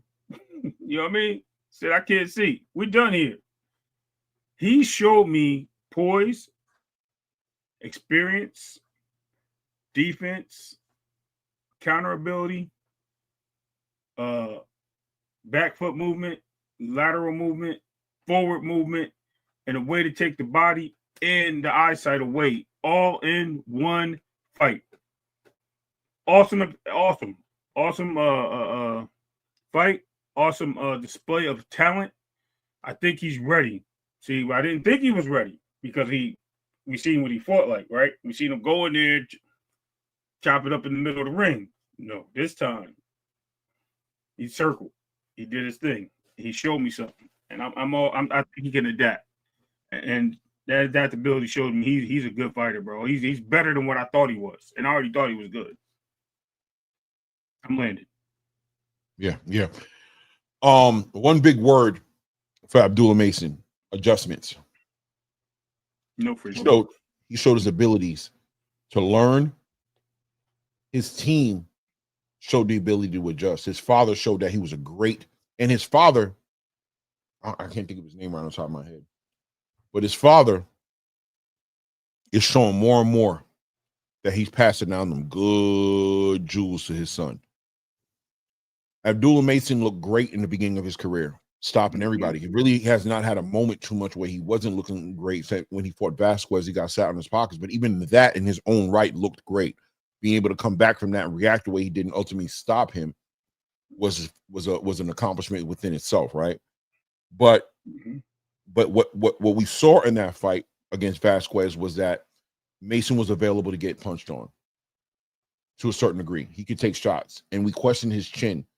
We questioned his ability to adjust, and was he a fighter who, had some holes in his game, and was he going to be able to patch up those holes and deal with the higher level of competition that was getting ready to come his way, especially considering that Top Rank was getting ready to fast track him. We saw Top Rank and Bob Arum investing energy and resources behind Abdullah Mason, as they should have. I agreed with it because I saw Abdullah Mason. I think the first time I saw Abdullah Mason really fight was probably on a Big Baby, Jared Big Baby. He was like 11-0 first time we seen him really rock out. Yeah, exactly. You know what I mean? And he was on that undercard, and we're like, I was like, yo. Although the competition just wasn't there to test him, you kind of saw some like You saw a couple of fighters in him. You saw Sugar Ray Leonard in there. You saw a little bit of Roy Jones in there. You saw some things in there where you're like, oh, I don't know. And as we started to continue to see him be active, we knew something was going down. And I think one of the big things with Abdullah Mason that I've always highlighted when talking about him is that family structure around him. He has a good masculine family structure support around him, bro. And I think people sleep on how powerful that can be. You know, you see the effects of that structure in certain moments, like when Keyshawn confronted him, right? Or when he gets confronted with adversity, how he deals with it, or how he deals with the media.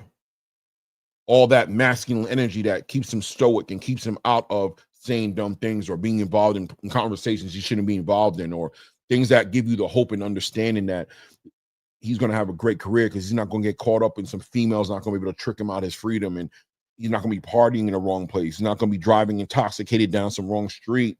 He's not going to get into it in the back locker room. You know what I'm saying? Right. With another fighter, is certain things he's always going to stay above those things because of that structure he has around him. But inside that ring, what he did against Jeremiah Nakatilia showed you he can adjust. There's wrinkles to his game. He don't have to fight a certain way. He can fight however he feels like fighting. And if he needs to be more defensively aware and sound, he can do it. And he can do it without sacrificing or compromising his ability to be offensive, his ability to be an exciting fighter to stop you. He doesn't have to throw away all of his offense and all of his aggression in the spirit of protecting his chin. He can do that, but still take chances, still take risk, and still give you a great show. I think Abdullah Mason is literally may have taken Keyshawn Davis's spot on that Top Rank roster. There may have been a decision made by the powers that be at Top Rank to say, we were going this way, we're going this way now. Yep. This is the future of Top Rank. You combine that with the influence of Turki Al-Sheikh now, signing him as a Ring Magazine ambassador. He now has a financial backing of the most paid, capital-rich resource investor in the game right now in Saudi Arabia in Ring Magazine. Yeah, bro, I'm excited to see what's next for Abdullah Mason. I'm excited. They already offered Floyd Schofield Jr. $1 million a fight. They already did that. Floyd Schofield Jr. walked away and got $5 million to go be an employee for the next 5 years. 5 years. Right? Crazy. But bottom line, it's been confirmed that offer was on the table. I don't know if Abdullah Mason's made over $200,000 in a fight yet. I don't know if he has. I'll be honest with you, he probably hasn't. He probably hasn't made over 100,000 yet, right?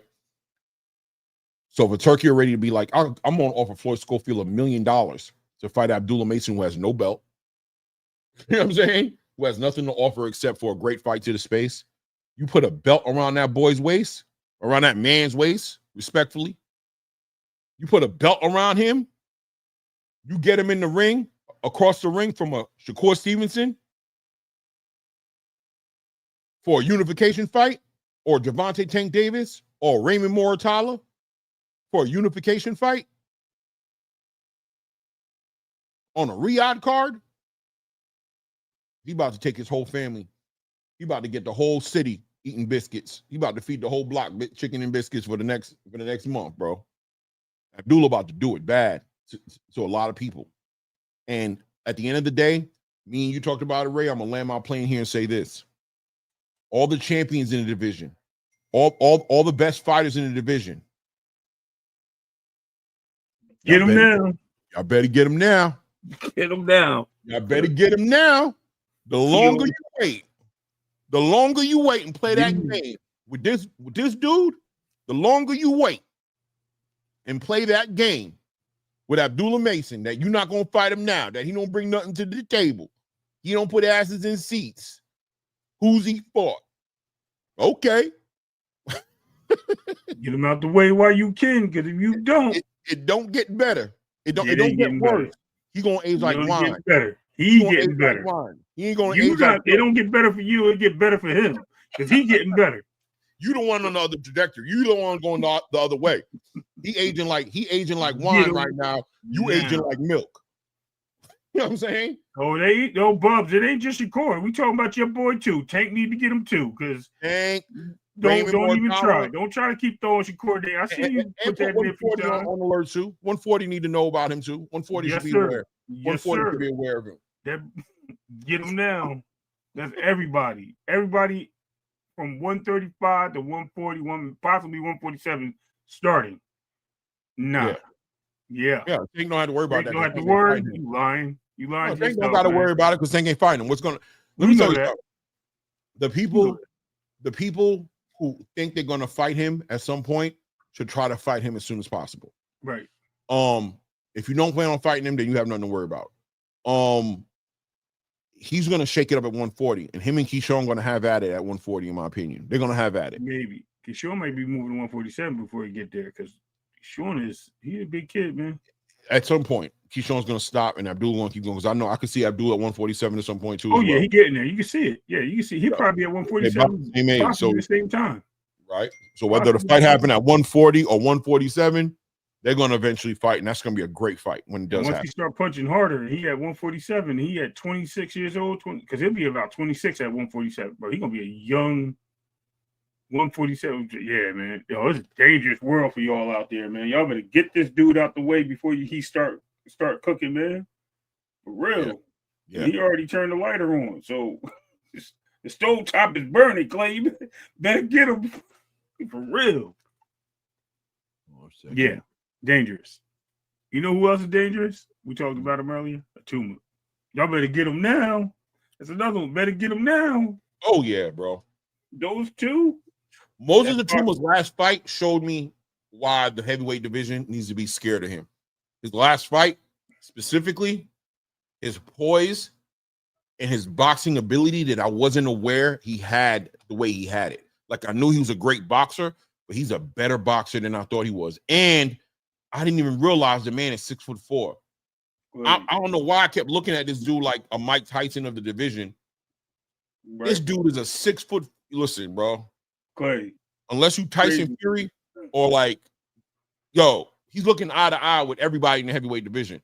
Right. The only thing that y'all got on him right now is experience. Get him now while you can. Because as soon as that experience starts going up, he might be the most naturally, organically talented heavyweight fighter in the division right now, outside of Alexander Usyk. Correct. And I think he didn't have the experience of Daniel Dubois. He don't got the experience of Joseph Parker. He don't even got the experience of Derek Chisora. All these guys can have a certain amount of edge towards him because they can bring that. I've been in the ring with the Tyson Furies. I've been in the ring with the Anthony Joshuas, with the Klitschko's, with the, you know what I mean? I've been in the ring with the great boxers, with good boxers. I know how tricky you guys can be. I've been in the ring before with somebody who's just better than me physically, DNA-wise, and I know how to still fight those guys. That's what they bring to the table against a Moses Ituma. But he's got that poise. He's got that stoicism. He's got that respect. You're not going to trick him out his spot. You're going to have to beat him for real. It's going to be complicated with him, bro. Goes for both of them, bro. Goes for both of them. Yeah, with Abdullah too. You're not tricking him out his spot. If you beat him, you're gonna beat him. Like there's a good chance he's at a minimum of 8 anytime he's in the ring with you, and most of the time probably at 10. No disrespect. They ain't Jared Anderson. No disrespect. They ain't Jared Andersons out there, dog. They ain't Michael Grant's out there. Oh yeah. No. Abdullah looking bright. Y'all need to get these dudes, man. Listen. And if y'all don't get him, just retire before he get to you. Yeah. Or move a different direction. So let's go ahead and move the needle. Yes, sir. We talked about Abdullah. Shout out to Keyshawn Davis, who had a great liver shot. What a body shot he delivered with his fight. It was only a 4-round fight, but he dismantled the dude inside the first and second round. I don't remember what round it was, but he just poised. I think there's a lot for this kid in his future. I could see this kid going all the way up to 168 at one point in his career. He's a big kid fighting at 147 right now. He's probably going to ultimately get his real shine, in my opinion, at 154. That's probably where his reign is going to begin. 147, he's going to be there, but I don't know how long he can keep that way. He's a big kid for 147. You know what I mean? He's giving me Rafael Espinosa, Sebastian Fundora, you know, Hamza Shiraz energy, right? Like he's in a weight class right now where he's cutting the weight and he's making it because he's young and he got that young guy metabolism.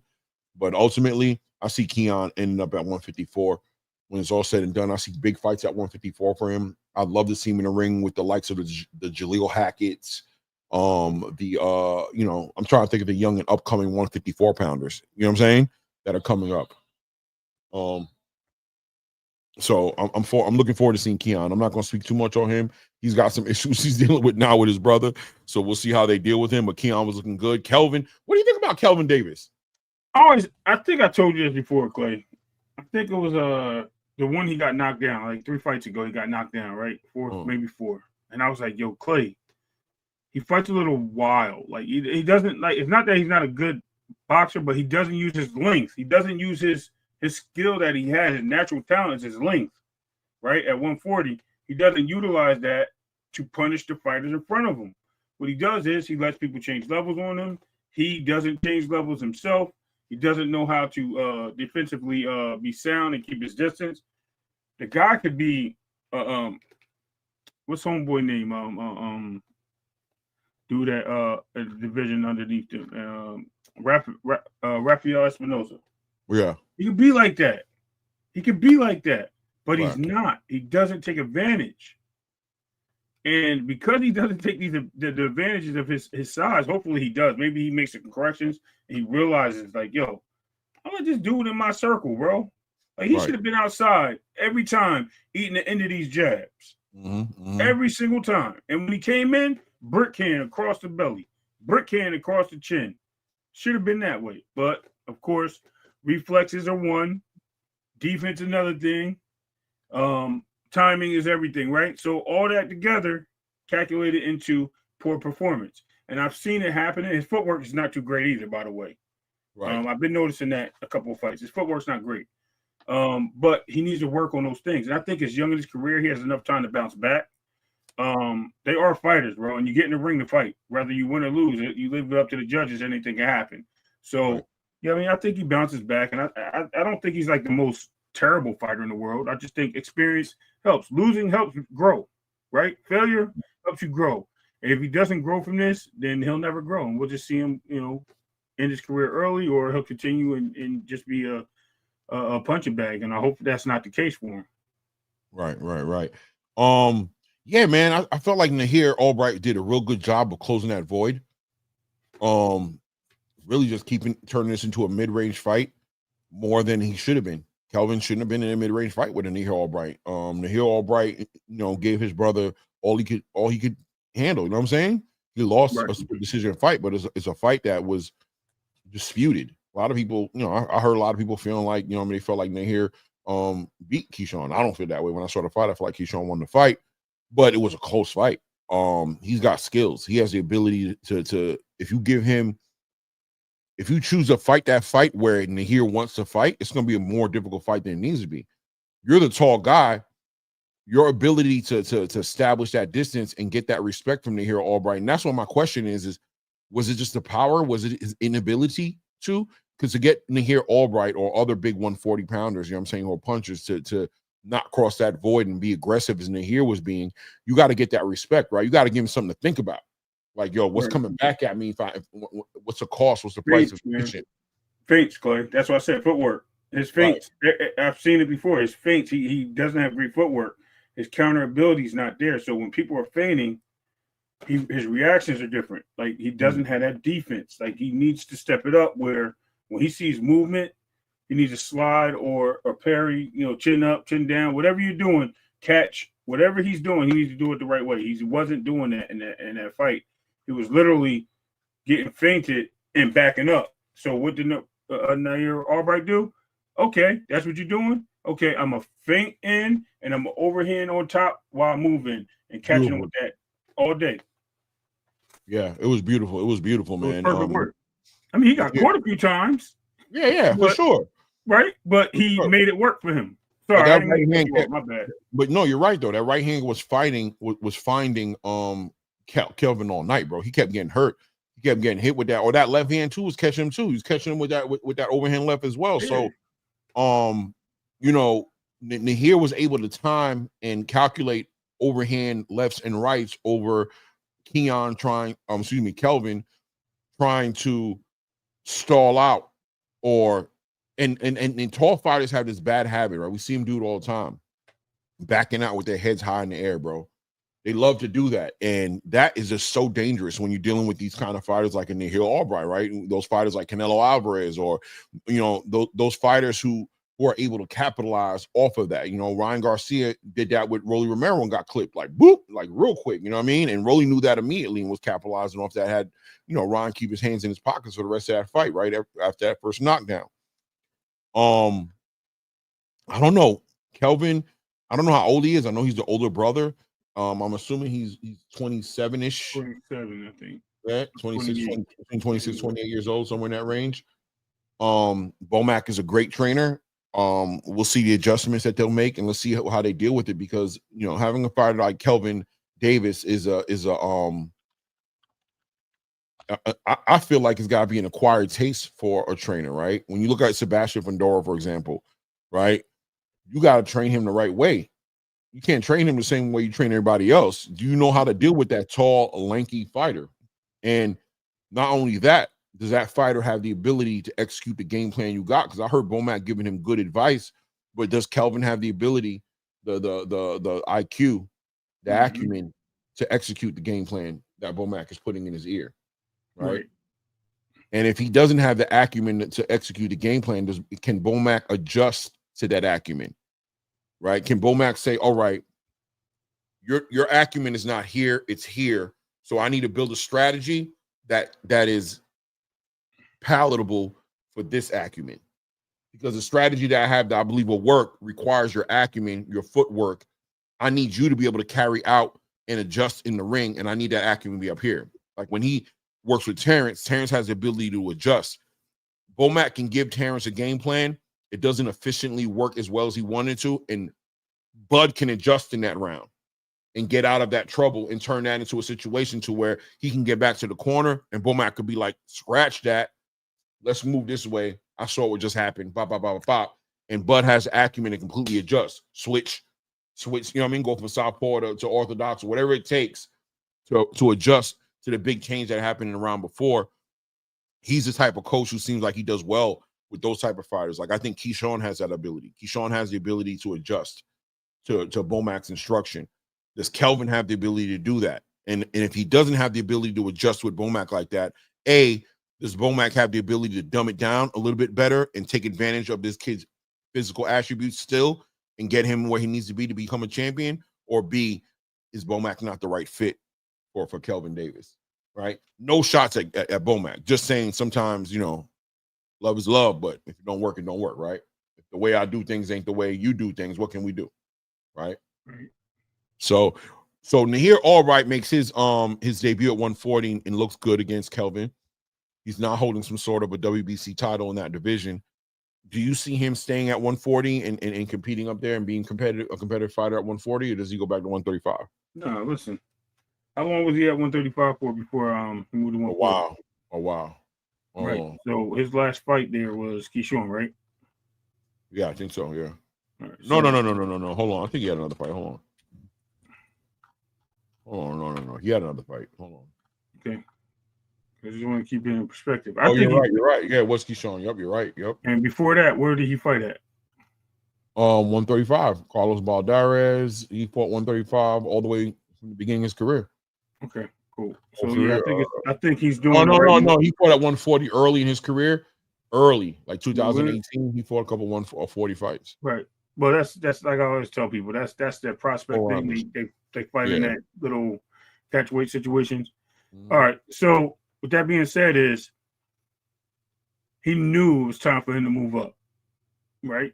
He knows where he needs to be in the ring. He knows where his chances are and what he needs to do to keep on pushing himself to be the best. He knows if he goes back down to 135, he may be draining himself. Maybe he feels that he can make 135. I think he looked good at 140. I think he was a outstanding dancing partner for Kelvin. I think he'll be an outstanding dancing partner for a lot of these guys at the division. he's not the most elite of fighters, but he showed a lot. He showed a lot. Like I thought he showed a lot in the Keyshawn fight. He showed a lot in this fight. Like he came to play, and unfortunately, I mean, so you come to play, right? What they say, you play the lotto, you can win. So he came to play, and with that being said, I think 140 is a good home for him, and maybe he can go back and forth. He might be one of those fighters that can play in both divisions. You know what I mean? So we'll have to see. Yeah. Yeah, I like to see him at 140, man. I think 140 could use the talent. I think it's a good division, but it needs dance partners, and I think Nahir Albright's a great dance partner, man. Yeah. And as far as Keyshawn, I see somebody say push Keyshawn to fight Frank Martin. Keyshawn got to deal with. I'll be honest with you, he need to deal with this before I even talk about his next fights, because there's a good chance Keyshawn Davis has a year suspension coming his way, or some sort of, you know what I mean? There's a good chance he might be sitting out for a minute based off of what happened this past weekend. So we'll see what happens on the back end of that. I think his future is going to be based off his relationship more so with Turkey right now. I think Turkey's going to put him in some big opportunities. I can even see Keyshawn and Teofimo being a big fight coming down the line. You know what I mean?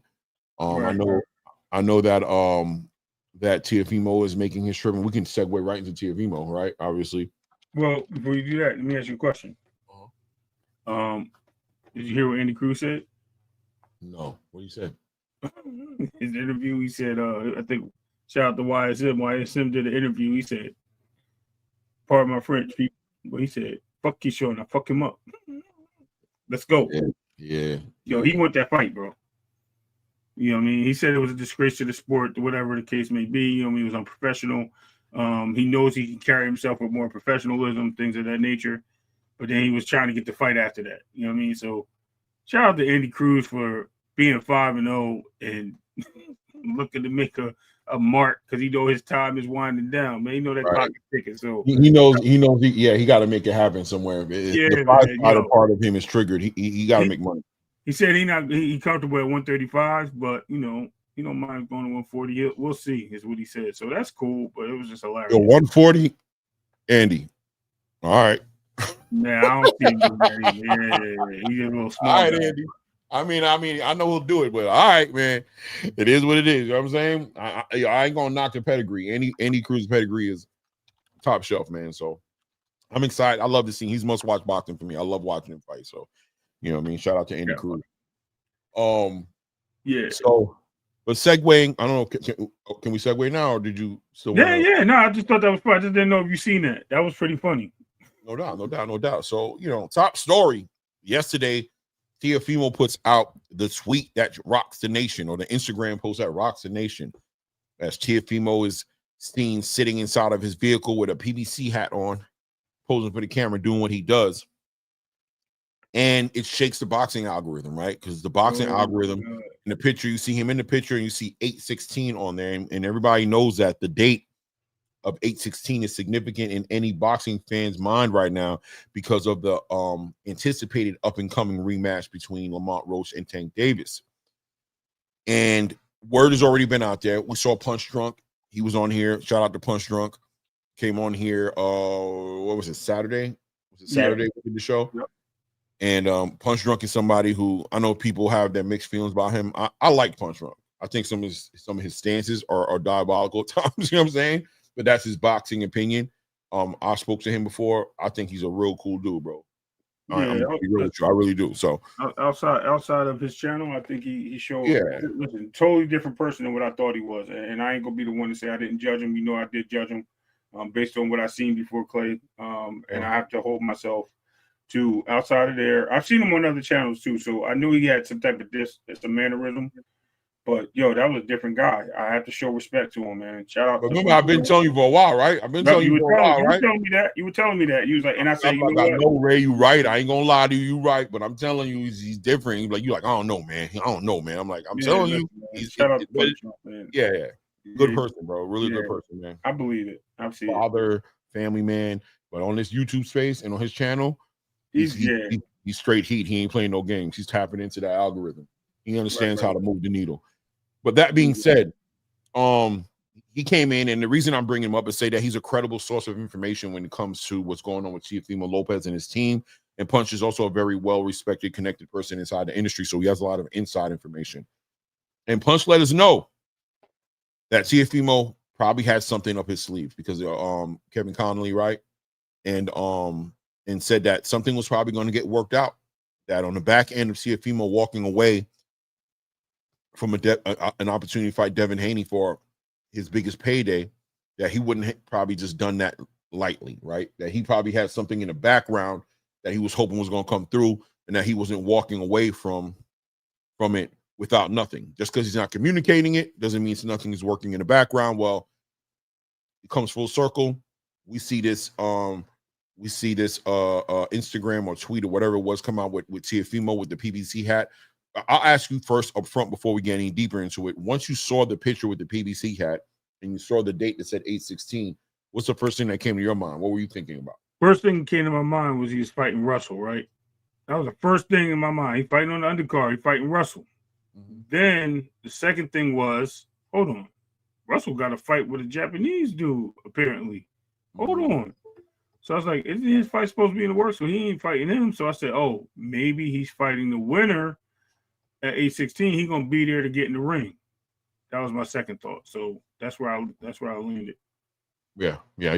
When I saw it, my first instinct, salute ETB, everything boxing, salute, fam. We're gonna put the link out in a minute too, fam. I definitely want to get you up here to talk about a lot of the stuff that's been going on past couple of days. So I hope you don't go too far. First thing I thought was here we go again. Hashtag DMX boys. You know what I'm saying? Yeah, definitely thought. You know what? You're right, Clay. The first thing I said was he was at that gala. He had a hat on, and he just clowning. He's just trying to make the world. You know what I mean? Okay, I got you. Perpetrating. All right. He's perpetrating type thing, right? So it is what it is. But yeah, I got you. Yeah, so I'm like, oh, he found a hat. Somebody gave him a PBC hat. Now he's taking the opportunity. He went out to the car, and he's gonna shoot a quick little video, and he's shaking it up, and he's letting everybody letting their minds run with what he's putting out there, so he can say at the end, I didn't say PBC was signing me. I didn't say I was fighting. I didn't say none of that. You guys went and said what you said. All I did was wear a hat in the video. You guys just, you know what I mean? So I took it for what it was, and I didn't even care, to be honest with you. I just laughed at it because Teo is cried wolf. Teo is always saying and doing something, a lot of antique-driven energy, and it usually ends up nowhere. When you think about all the antics that Teofimo Lopez has done for the past 2 years, what's the biggest thing that ever happened for him? Honor Barbosa on the ring magazine. You know what I'm saying? That's what it manifested into. It didn't manifest into no Terrence Crawford fight. It didn't manifest into no Brian Norman fight. It didn't manifest into no Duran Boots Ennis fight. It didn't manifest into none of those fights. The best he got was an Honor Barbosa. You know what I'm saying? So already in my mind, I said, all right, so he's pushing. Here's his new thing he's pushing. The new thing he's pushing is I'm going to fight the winner between Tank Davis and Lamont Roach. I already knew he wasn't fighting on the card. I'm like, he's not fighting on the August 16 card. I don't see that happening.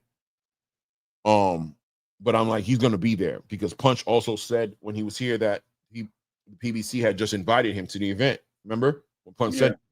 So I'm like, all right, so he got the invitation. And would the PBC invite somebody to their event that they don't plan on doing nothing with? I don't know. No, I mean, I heard that there was invitations with Shakur to be at that last event that Tank was at. I heard there was invitations for Keyshawn to be there. And, you know, we heard through a pretty credible source that the call out was going to be one of a few people. And it turned out that Jake Paul was waiting in the background, getting ready to jump inside the ring to go make a fight with Tank, right? That Shakur wasn't part of it or Keyshawn wasn't part of it. Nope. So there's a good chance that, in my opinion, I think there's an argument being made that they want the face in the crowd. You know what I mean? Let's get the crowd shaking up and see how bad they want to see the fight, and let's see what's going to happen. Are they going to allow Teofimo Lopez to walk into the ring after the fight and challenge Tank Davis and ask for that one, or is this just for itch and giggles? Right? I don't know. Right. Regardless, the boxing space reacted to it. Punch Drunk did a live on it. Showbiz acknowledged it.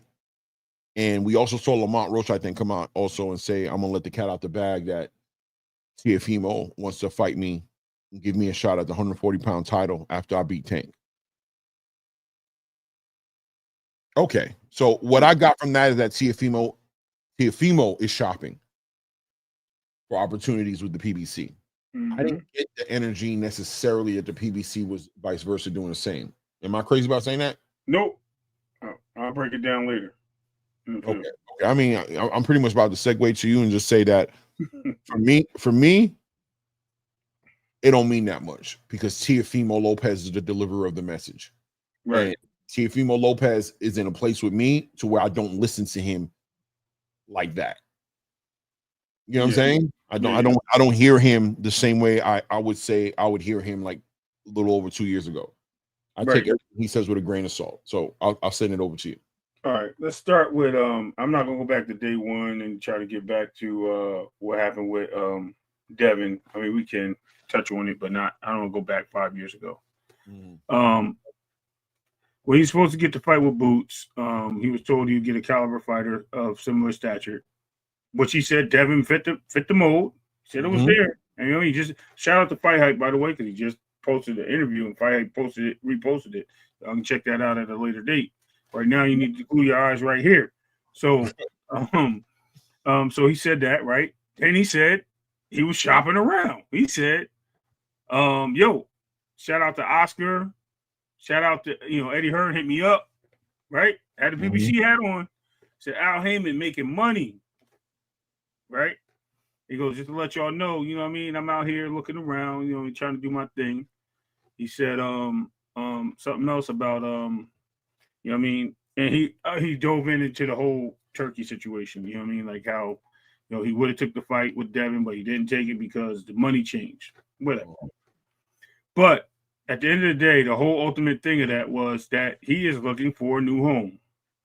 And while he's looking for a new home, he's looking for a new opponent or some stature where he's going to get a bag.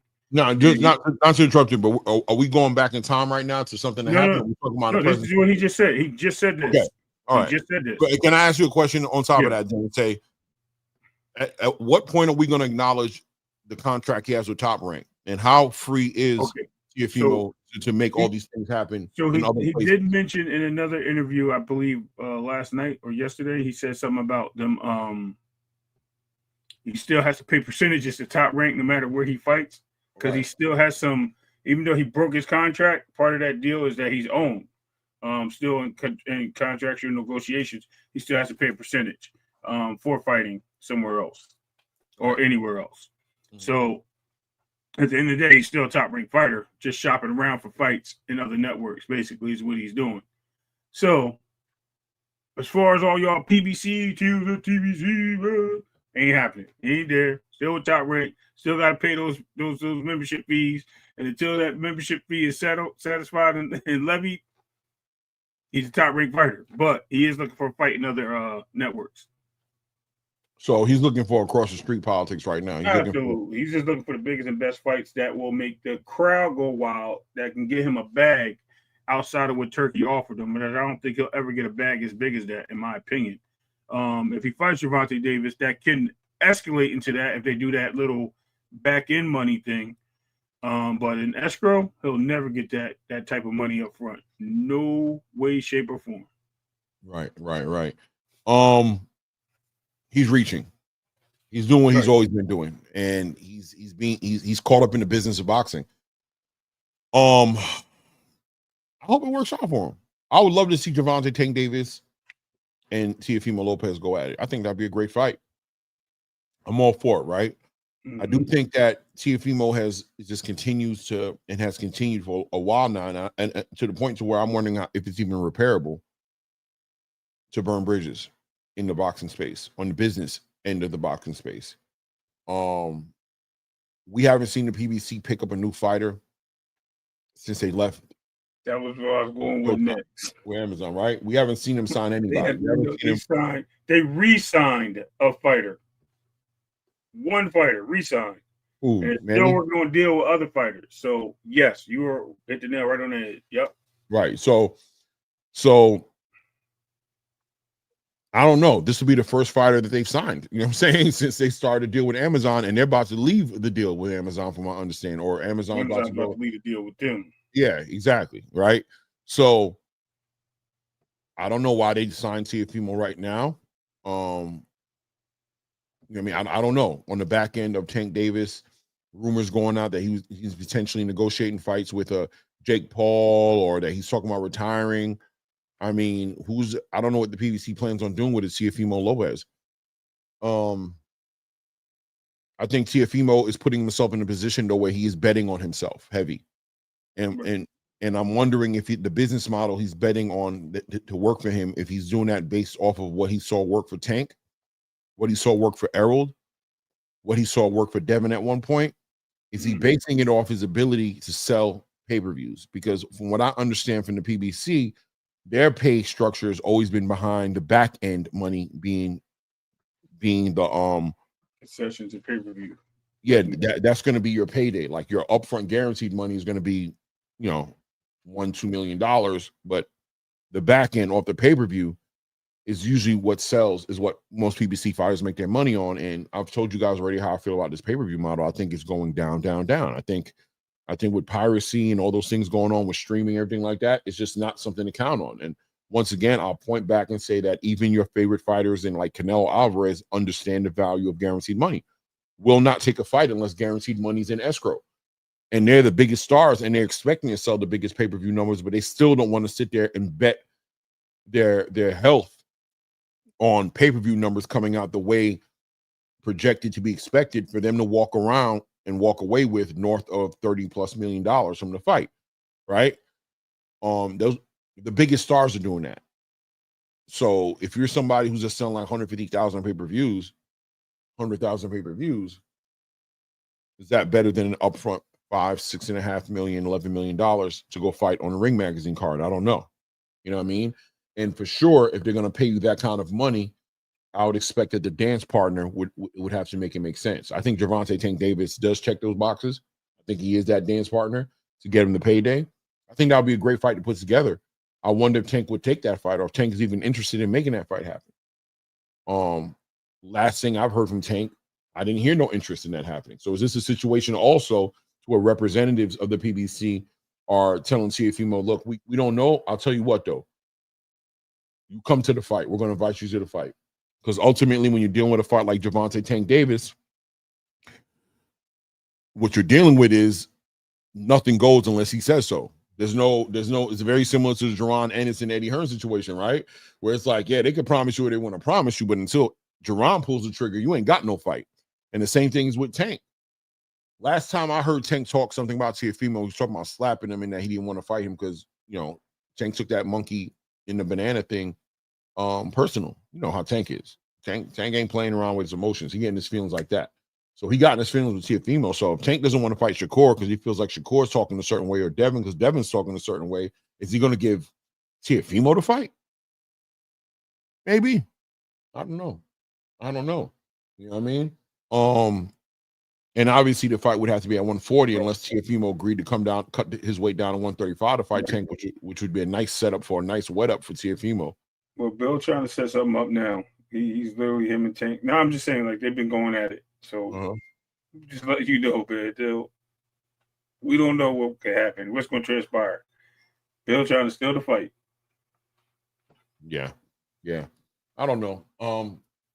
Teofimo's running out of options, though. Ending up over here doing something with the PBC is the last straw, and I didn't see it coming. I'm not gonna lie. Did you hear? Well, what was really mentioned is that his fights have already been set up for Hitchens and Kambosos. So right, and that's through Top Rank. Well, no, Hitchens and Kambosos Matchroom. I know, but they've been Top Rank is organized to fight the winner as a next fight anyway already for them. So it's already been set up. Yeah, crazy. So that's that. I mean, it is what it is. It's not really to speak on it anymore, right? So yeah, I think with Teofimo, Punch was up here a couple of days ago, and he made good arguments for Teofimo, right? As far as the business, as far as him, just as far as what he's done in the game and the accolades he has should be worth something, right? But when we talk about prize fighting, it's not just about the accolades, clearly. It's about the business being done a certain way that puts you in a position that you want to be in. Teofimo's done a bad job of putting himself in the right position. And he starved the game of great fights for the past, 4 years, right? Well, I was going to say, so from Lomachenko, because I know Lomachenko was like 5 years ago, right? Yeah, but 6 years, still 6 years, because he had fights he could have made. Yeah, I was going to go from Loma on, but okay, 6 years. He's been starving the game because he feels like ever since he had that Lomachenko win, and especially after that Josh Taylor win, he's crowned himself must-see boxing. He's crowned himself a needle mover, right? He's tried to sell it to people without delivering, right? He had an event where he did the whole showman thing with the circus hat, and he walked to the ring. He did that, and I heard that the event was not packed out. I heard the same thing with the Claggett, that he didn't pack the building out. He's fighting to be a top prize fighter, but he's not fighting the best fights out there in order to make it happen. Now, some people would want to celebrate him and say, well, he's trying to make the biggest fights. He doesn't want to fight him. He tried to fight Duran. He tried to fight Terrence. No. He's not making realistic. He's not pushing for realistic fights. And what do I mean by realistic fights? Not to say that he can't fight those dudes, because those dudes are just levels above him. There's arguments there for that, but I'm not making that argument right now. The argument I'm making is you can't force nobody to do something they don't want to do. And his mindset of thinking that he's decided that he's going to make people so angry that they're going to fight him just to make him upset has not worked for him. Has it made them angry? Yes. Has it made them look at him like he's crazy? Yes. Has it made them take a step forward closer in fighting him? No. It hasn't added up to that. And now he's doubling down. And, I guess I'm assuming on August 16th, he's going to try to make something happen out of that. Maybe he's going to walk in the ring. That's what I would think would happen there. He'd walk in the ring. Yeah, thinking. You know what I mean? I don't know if that turns into a fight with Tank. I don't think Tank cares about that kind of stuff. Matter of fact, that kind of stuff might make Tank not fight you. And we might get another incident. Yeah. You know what I mean? It can go left. Yeah. Bad. It can go left. I don't know. I'm not there yet. I know people are talking about signing to the PBC and all that. I don't see it. Yeah, he ain't signed to them. He just said in his No, he didn't sign to them, but I'm saying even in the future signings to them. I don't PBC signed somebody, man. When they ready to sign, they need to sign young talent. Excuse me for saying that. I don't mean to cut you off, because I apologize.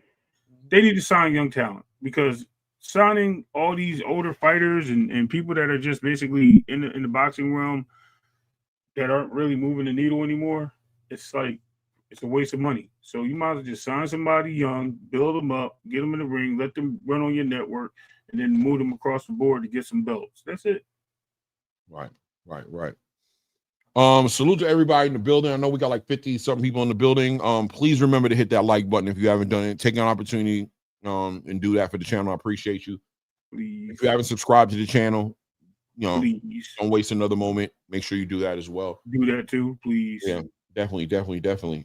So another announcement that's finally been made. Blue Blood put it out here a little bit earlier when he came on the channel. That so it's been announced that Dana White, TKO are going to be promoting the Canelo Alvarez Terrence Crawford fight. It's actually going to happen in Allegiant Stadium. It's going to be in Vegas. It's going to be on September 13th. I think Blue was coming here looking for HLD because HLD was trying to paint the picture that there was a fight, there was a match to play. You don't know nobody, Clay. Right. You know what I'm saying?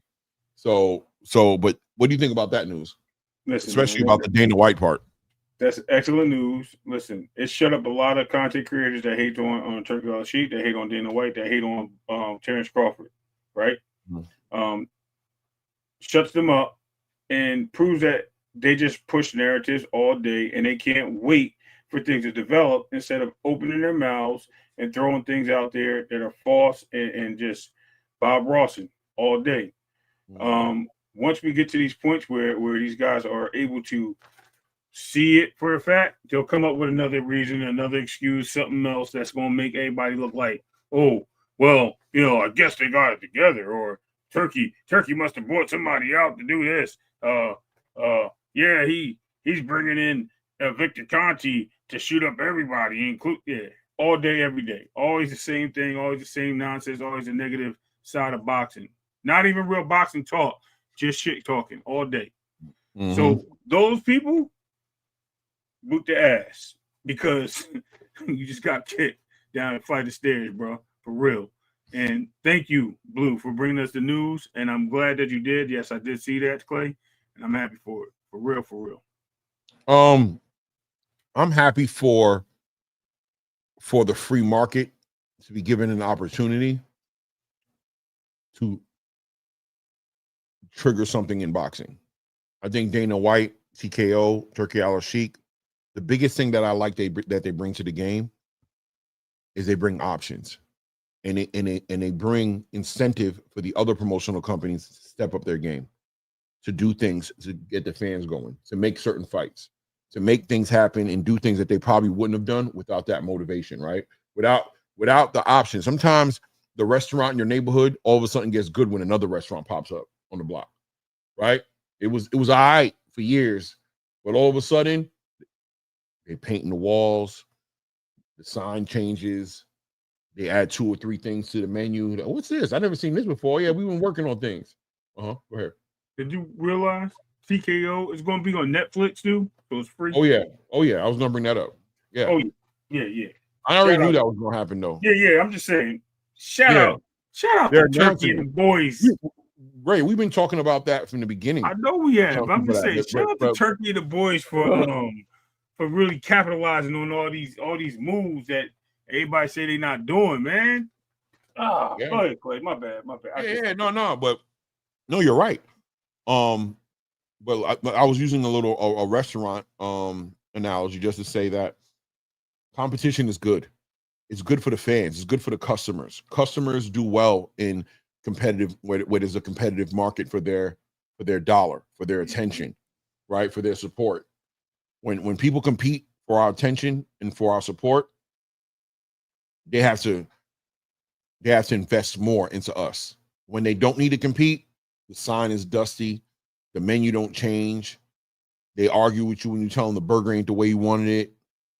They get mad at you if you try to send back a steak, it's an issue. But when I don't got to come back here to eat a steak and I can go to the restaurant across the street, all of a sudden I got you, sir. I have you, sir.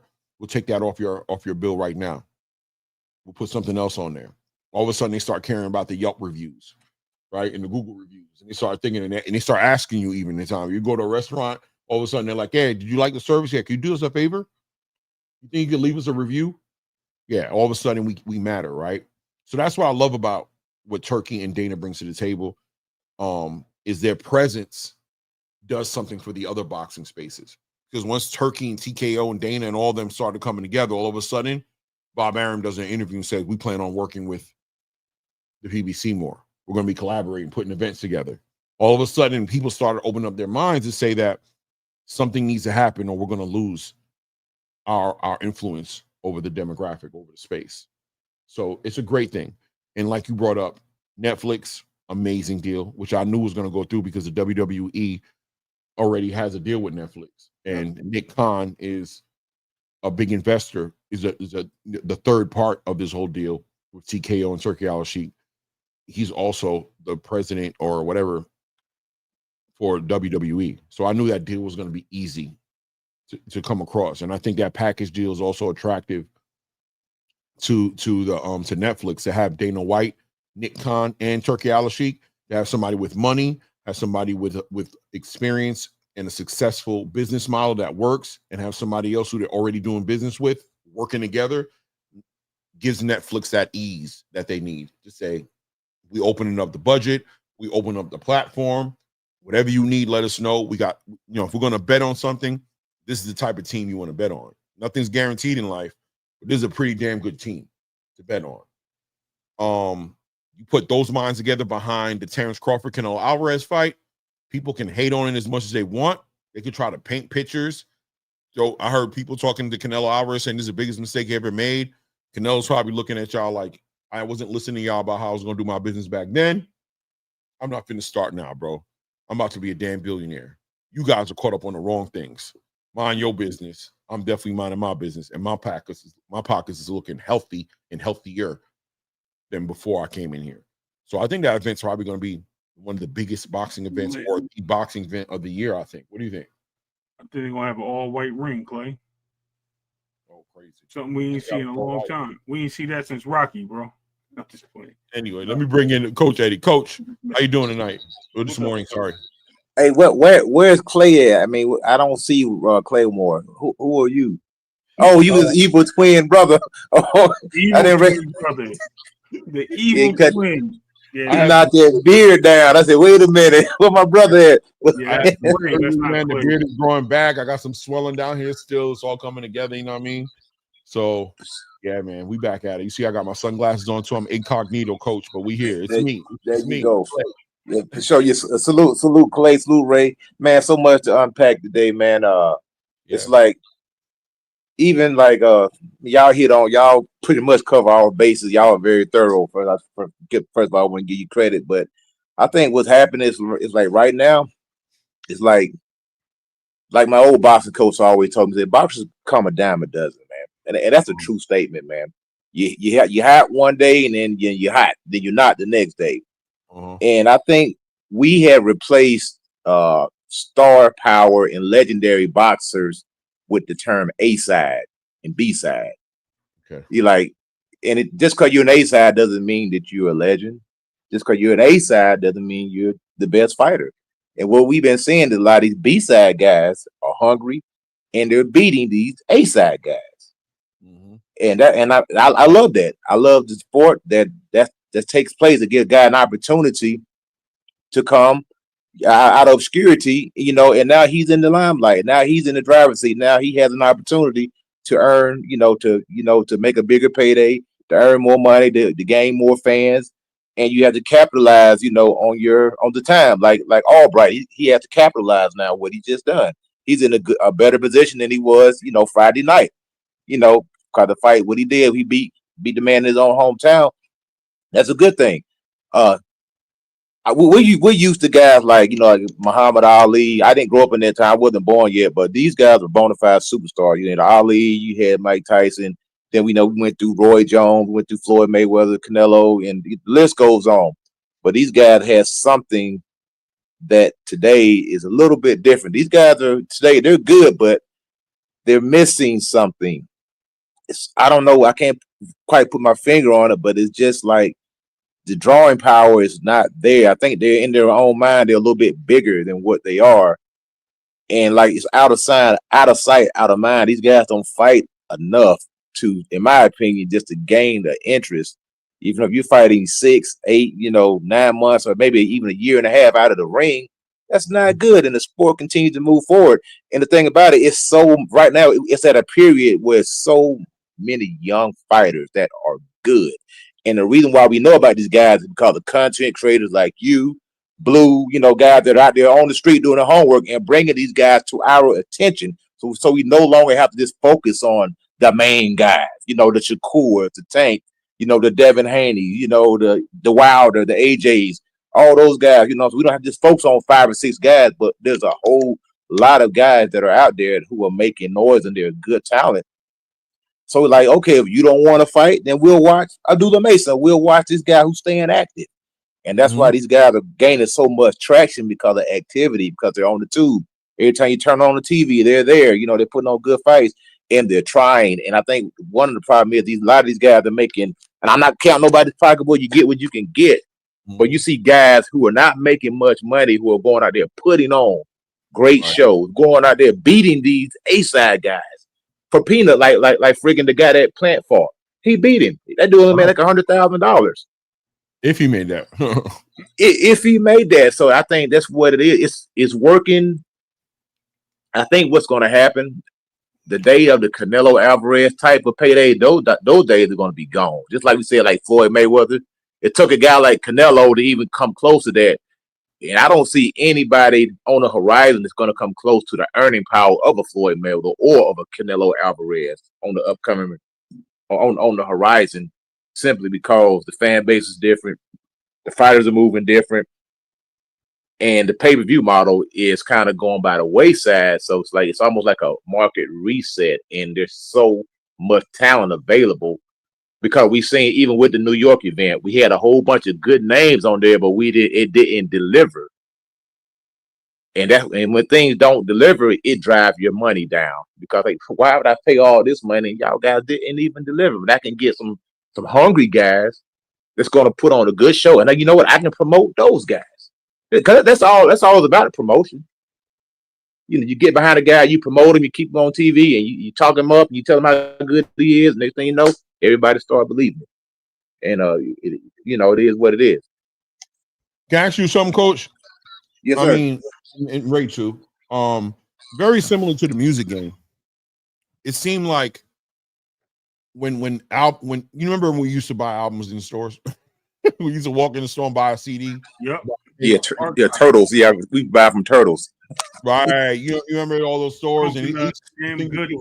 The Wiz. You get the insert. Open up the insert. You see what graphics they did, and it was an experience. This album just dropped and picking it up.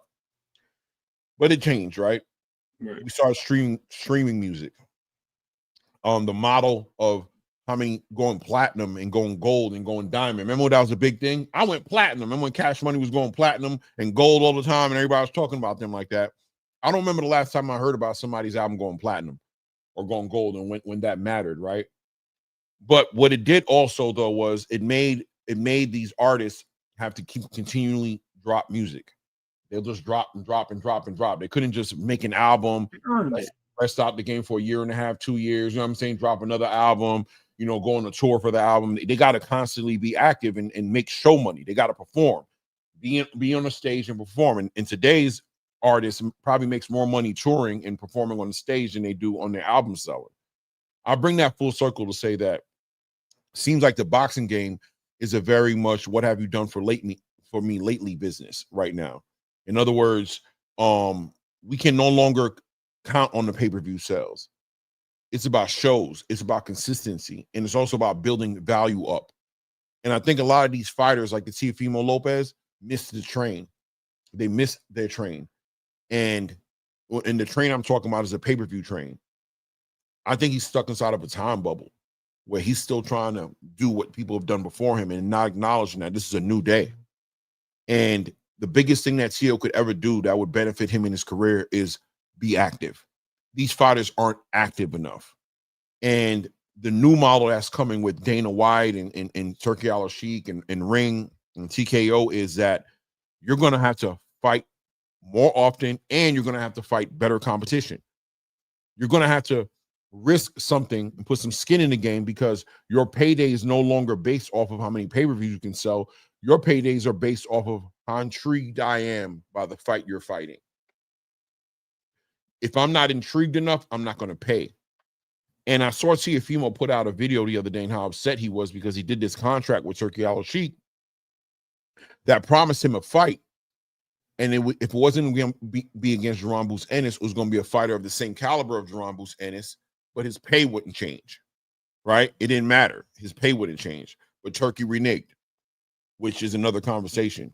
And Turki said, well, I'll put you against Devin, but I'm not going to pay you the Jaron Boots money. I'm going to pay you this money. And he felt some kind of way about it because he felt like there was a guarantee for a certain amount of money. And I feel like Turki's getting to a place to where he's not so concerned about the return, but I think he's acknowledging the return to say that even though it doesn't move me one way or the other, I think that you guys are getting a little spoiled. And I think the fights, me paying you the way I'm paying you is not helping because you're not being competitive anymore. You're running away with the bag. You're not giving me the performance. You're not giving me the fight. You're taking the money and you're not giving me the fight that needs to be had. So I need to start balancing it a little bit more, make the pay a little bit more realistic, and also put you against the most dangerous fighters I can put you in there with. I think all these fighters have to understand that this is the future to your money. It's sort of going retro. Best fighting the best is the way to get paid in the future of boxing. The cherry picking style of putting the plus 2,500 fighter against the, the negative 2,000 fighter is no longer going to sell like it did back in the day. Now we need to see the negative 150 against a positive 200 or positive 175. You know what I'm saying? We need to see competitive fights. And I think these fighters have to adjust to that. Teofimo Lopez does himself the biggest disservice where he does not fight consistently. When he doesn't fight consistently, he hurts himself. You know what I mean? I think a lot of fighters who share that same mindset are having a hard time adjusting to that. Yep. Yeah, you know why? Because guys like you, the guys, a good content creator, they are educating the boxing fans. You no longer have a dumb boxing fan who can just look, oh, this guy 30-0. He must be good. Now let's go look and see who he fought. Right. You know what I'm saying? It matters who you fight. So once everybody's educated now, everybody goes to BoxRec. Yeah, like Cornflake. Oh, he is good on paper, but we looked at it, be like, nah, Cornflake is a D-class fighter. Right. You know what I'm saying? And a shout out to Cornflake. No pun intended. No disrespect. He's a professional fighter. He trains. He gets in the ring. He take punches just like the next man. But as far as like his skill wise, he's a club fighter. He's a club fighter. It is what it is. He's a manufactured fighter. I can find 30 guys that I can beat right now. If I got $50,000, I can build a 30-0 record on BoxRec right now. And everybody can do that. All we can do is find 30 guys that you can beat. You'll be undefeated. Trust me. But it takes money to do that. And so we have an educated fan base. And like I said, we've seen these guys who are showing up, these quote unquote B-sides who are showing up, and they're beating these A-side fighters. They're beating these guys that we put on a pedestal that are, oh, these guys are elite, and the rest of you guys are down here. And everybody is surprised when a hungry guy that you never heard of comes and shows up and either wins or very somewhat competitive against a guy that you put on a pedestal. They're like, no, that's not boxing. I mean, boxing is boxing. Man got 2 hands, he got 2 feet, he got a good heartbeat, he wants to win. Mm-hmm. That's a tough fight for anyone, no matter how high that you hold that person in regard. So the education of the public. Go ahead. No, I was just gonna say, I'm gonna paint basically what you're saying. I'm gonna paint the perfect picture for you for those who know or can relate. If you watch the movie The Great White Hype, what was it? Exactly what we're dealing with today, right? Champion cherry-picked a fighter, avoiding his mandatory, who was a better fighter. You know what I mean? Not willing to get knocked out, whatever the case may be. You know what I mean? Had this great promoter that was out here selling them and giving this guy payoffs just so he don't make the fight, so they can get this guy in the ring that the only guy to beat him in the amateurs or whatever the case was, and making this guy a contender out of nowhere, getting him pushed up the ranks, right? Got him pushed all the way up the ranks. And what happens? He gets in the ring so the champ can beat him. So he can say he defended his title against someone else. And then what happens?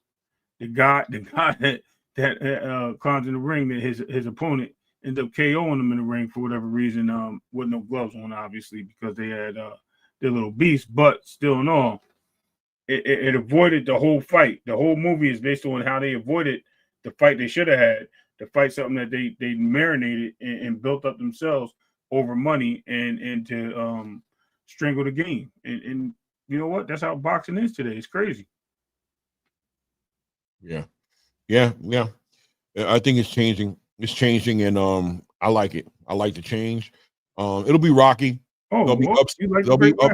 It was a good movie. There'll be ups. There'll be downs. There'll be mistakes that people will use to capitalize off of and tear it down. Oh, see, I told you, but it is what it is. Nobody's factoring you guys into the decisions as to what's going to happen anyway. So it is what it is. What do you think about well, Coach, how do you feel about Abdullah Mason right now, based off of that performance and what happened that night? I like what I'm saying, man. I'm like what I'm saying, because even though the guy that he fought, he was an experienced guy, but Abdullah Mason went out there and he took care of business. He did what he's supposed to do. And that boxer, he's an older boxer, but he's a boxer, nevertheless, and he's a part of the whole game of boxing. Like I said, we have guys, we quote unquote, and this, no disrespect, we got guys who are tomato cans, we got guys who are, jobbers or journeymen, and we got guys who kind of has been a little bit past it, but these guys are a crucial, vital part of boxing.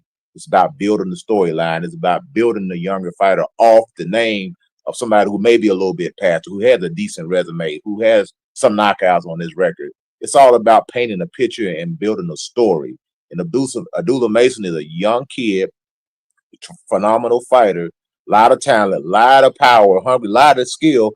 and he has a good upside to him. You know, he's very promotable. He's very marketable.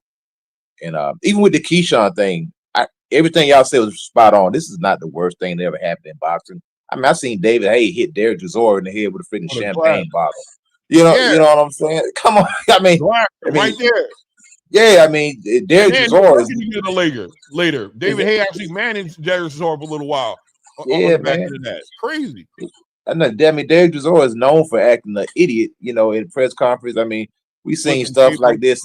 I mean, the list can go on. I've seen Larry Holmes run across the hood of a car and drop kick Trevor Burbick. You know what I'm saying? With cowboy boots on, just drop kicked him. I mean, so we've seen this type of stuff, but like I say, and the thing about it, ESPN, they was on like the news, man. As soon as it happened, 10 minutes later, boom, it was there. And they were on it. They had film and everything in detail, but what it did, it played into a narrative what Terrence Crawford and Errol Spence said at their press conference. Terrence Crawford said, we got to conduct ourselves a certain way, because every time we get together, they say this how they act. And when you don't control the media, they can paint whatever picture they want. And they say, because all that looked like was just some brothers, you know, on CNN looting the store. Not they were still in the store, but that's the picture they were trying to paint. You know, dysfunction in the family. You know, people can't get along, just unnecessary drama. And then you also got on our side people that are in the older generation who are tired of that type of behavior, because in essence, you're like, well, that's making us look bad. Whether we want to be individuals or not, that's not how they view us. They view us as a collective in a group. So when one of our group members does bad, it's a reflection on all of us, whether we want to or whether we want to admit to it or not. That's how we're viewed, because we don't control any media. We don't control the narratives. Now, the YouTube station like you guys, independent thinkers get to control the narrative now. We're no longer, you know, in that big box type of media where we have individual media and individual thought. And this is a good thing. It's a good space to be in right now, where we can control the narrative, that we can bring another side to the story. So everything is good. It's important to do that. And that's why I was really saying earlier, was to say that don't let the mainstream media put a jacket on this kid that he doesn't deserve. Let him be held accountable for sure. Right. You know what I'm saying? For what he did. But don't let them convince you that he's this demonic dive. You know what I mean? It's not like he's the first of his kind. Like, bro, this happens. These are young dudes doing stuff that they ain't supposed to be doing, getting caught up in things they shouldn't have been caught up in. But he'll be back. He'll get his punishment. But at the end of the day, if we're going to speak on our community, let's not throw the baby out with the bathwater. Let him be held accountable, but also leave a door open for him to come back better than he was before, so we can get back to celebrating him for what we celebrate him for, which is being a great boxer and being involved in some of the biggest boxing matches that we want to see as fans. Otherwise, they're going to treat him like a second-class citizen because his own fan base turned on him. And Nahir Albright, God bless him, really, I could see it in his face, like, he really don't think it's as big as a deal. He did not think it was that big of a deal until he jumped on him. You see dollar signs. You see dollar signs now. Now you don't flip it on him and made him start seeing it a different way. He's gonna push it. But before he was like, they confronted me. He's like, I just got this belt on my shoulder. I think that's the story. I mean, right. That's the story. Right. I'm sorry. Now that I think about it, right? When they were interviewing him, he was very collected, cool, very nonchalant. You know what I mean? It didn't look like he had any rage or anger towards them. Just like, yo, this happened. You know what I mean? Like, you know, he was kind of shocked at the reporters. Like, the reporter was like, yo, yeah, that's what I'm saying. He was like, mild manner. Yes. So they jumped you? He was like, I mean, he put his forehead in so they basically jumped you. I mean, yeah, I guess, yeah. And you can kind of see him looking to the people that was around him for guidance. Like, yo, how do I handle this? I thought we was talking about my fight with Kelvin, and I didn't know he was going to even get. It looked like he wasn't going to even communicate what happened in the locker room. Like, he didn't even care that much. Yeah. But it turned into this assault, crazy outrage. It's just out of hand, in my personal opinion. Yep. It's like an old saying they say in politics, and I heard presidents say this: you never miss an opportunity to take advantage of a good crisis. Not saying this was a crisis, but it's always an opportunity. Like even you take George Floyd, what happened? If that didn't happen during an election year, nobody would have cared about it. Oh yeah, but that was a happened. Yeah, it was the time that it happened. So you know what? We can use this to get what we want. That's what they did. Yeah. In any type of crisis that come about, somebody's always trying to find a way to spin it.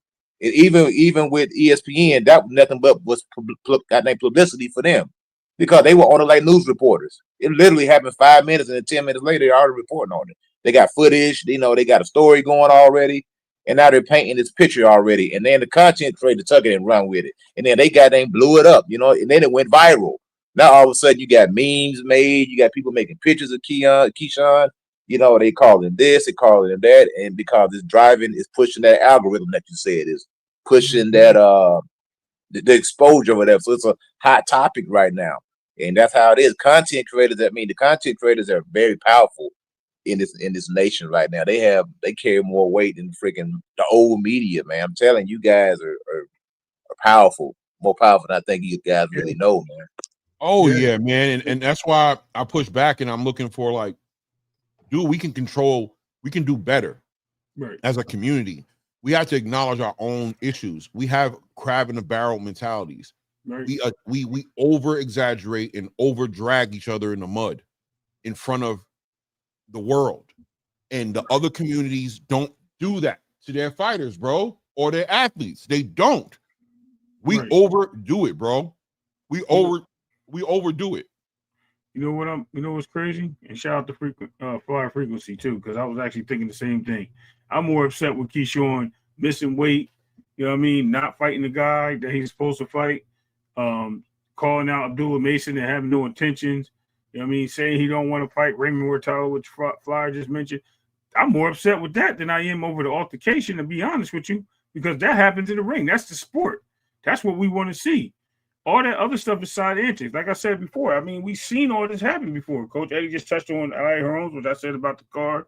We watched Mitch Green get beat up by Mike Tyson outside the nightclub. We don't watch, like I said, Caleb Plant and Jamal Charlo. It doesn't matter if he grabbed his beard, as Queen said earlier, but he slapped Charlo. Look what we wanted. We wanted Charlo to respond, right? But now Keyshawn responds to something, or Albright didn't respond, whatever the case may be. We're all on a sad note. But when other people outside our community do things, Ryan Garcia, stuff he did, crazy, diabolical, but it was okay. Oh, we gave him a pass because it was Devin Haney on the other side of the argument. So now it was okay. Now we can accept it. But now when it's Keyshawn, somebody who sided with Shakur, won't fight Shakur, he wants to fight Tank, or he wants to fight your favorite fighter. Now he's the bad guy. Now he's the one that people want to see and do all. Yeah, I get it. Yo, but here's a statement right here, right? Nah, they jumped, dude. Where? When? Here's my question. If they didn't jump the dude, if they didn't, hypothetically, if they did not jump Nahir Albright, could you see how diabolical it is, this narrative that they're pushing? I'm saying if they didn't, right? Let's entertain for a moment that they did not jump Nahir Albright. Do you see how crazy that narrative is? Because Nahir Albright, description of the encounter, how do you hear him describe that and allow that to, in your mind, register as him being jumped? Coach, do you believe Nahir Albright got jumped? No, because my definition of jump may be different from somebody else's definition. My definition of jump is somebody jumping on you and throwing hands and putting boots on you. That's my definition of getting jumped. Getting stomped out. You know what I'm saying? Yeah, but not an eyewitness. What eyewitness? I don't believe he got jumped, man. I think it was, like you said, it was an altercation. It was a verbal altercation that escalated to somewhat a physical altercation. But the word jump to me requires multiple people, not just one. A one-on-one, that's different. That's a fade. A jump is, 2 or 3 more people fighting one person at the same time. That's what jumping means, in my opinion. Right. Facts. Chubb says, bro, 2-on-1 is still getting jumped, fool. Oh, God. And then he called me a fool. All right. So look, right? It's okay. Right? Life goes on, Clay. Listen, Nahir Albright described the interaction, the altercation. He said Keyshawn Davis came into the locker room, walked over to him, went forehead to forehead with him. When they did that, their heads collided.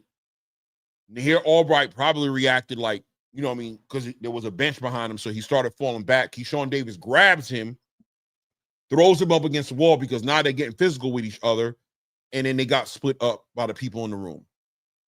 Nahir Albright doesn't even speak on Keyshawn Davis putting hands on him, grabbing him, doing nothing to him. Keyshawn just came into the locker room with Keyshawn. How does that translate into him being judged? Be honest.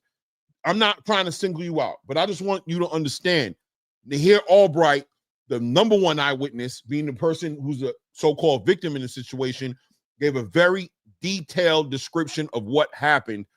Based off of his description of what happened, how is he getting jumped? How is he getting jumped? Based on Nahir Albright's description of what happened. How's that 2-on-1? And I keep this in mind. This is for anybody in here who wants to just entertain it for a second. And Coach definitely here in the building. Coach, if we in your locker room.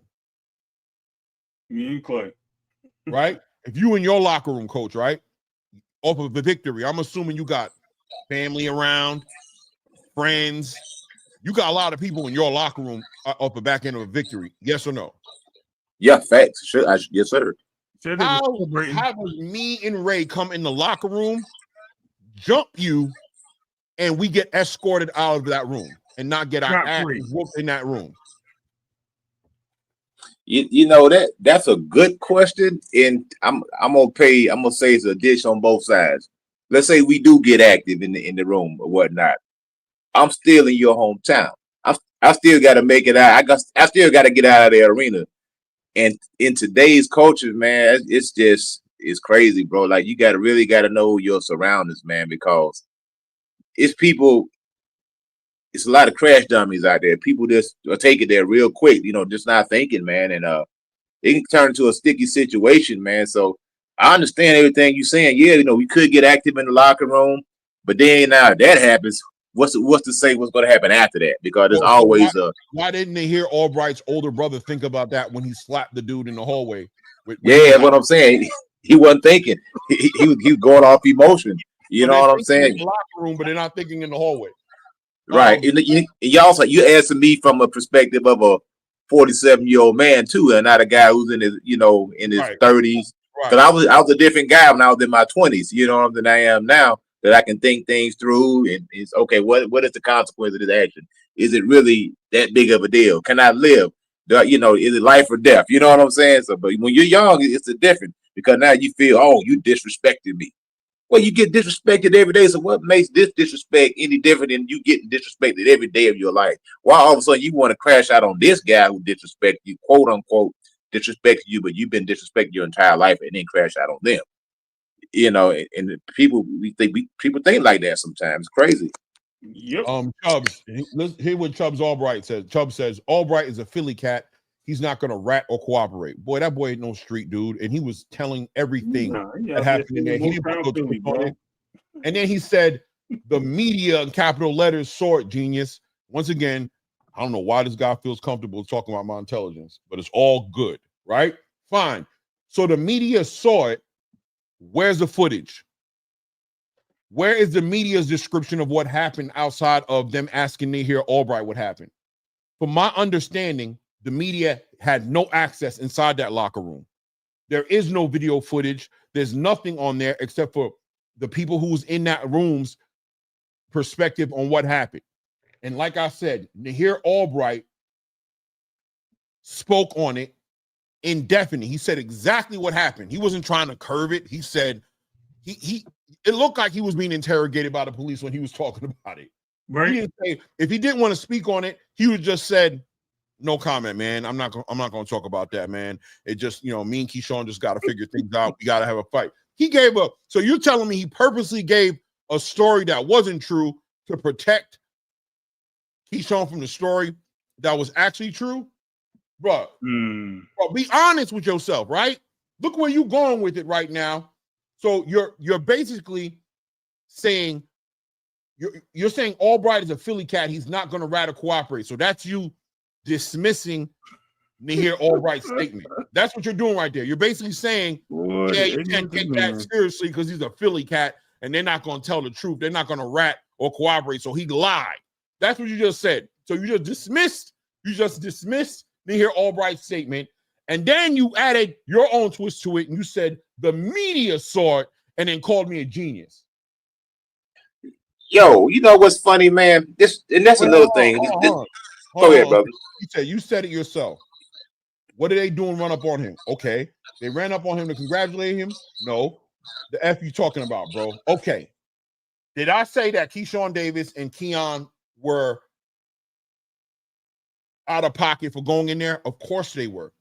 But there's a difference between jumping him, assault, and everything that they add into it, rather than just keeping it real for what it really was.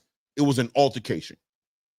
Sure. An altercation happened inside of the locker room between Keyshawn Davis and Nahir Albright. Keyshawn Davis was out of pocket. He shouldn't have been inside that locker room. He shouldn't have been over there confronting Nahir Albright. He has to pay the consequence. But there's a different twist to it when you're adding he got jumped, assaulted.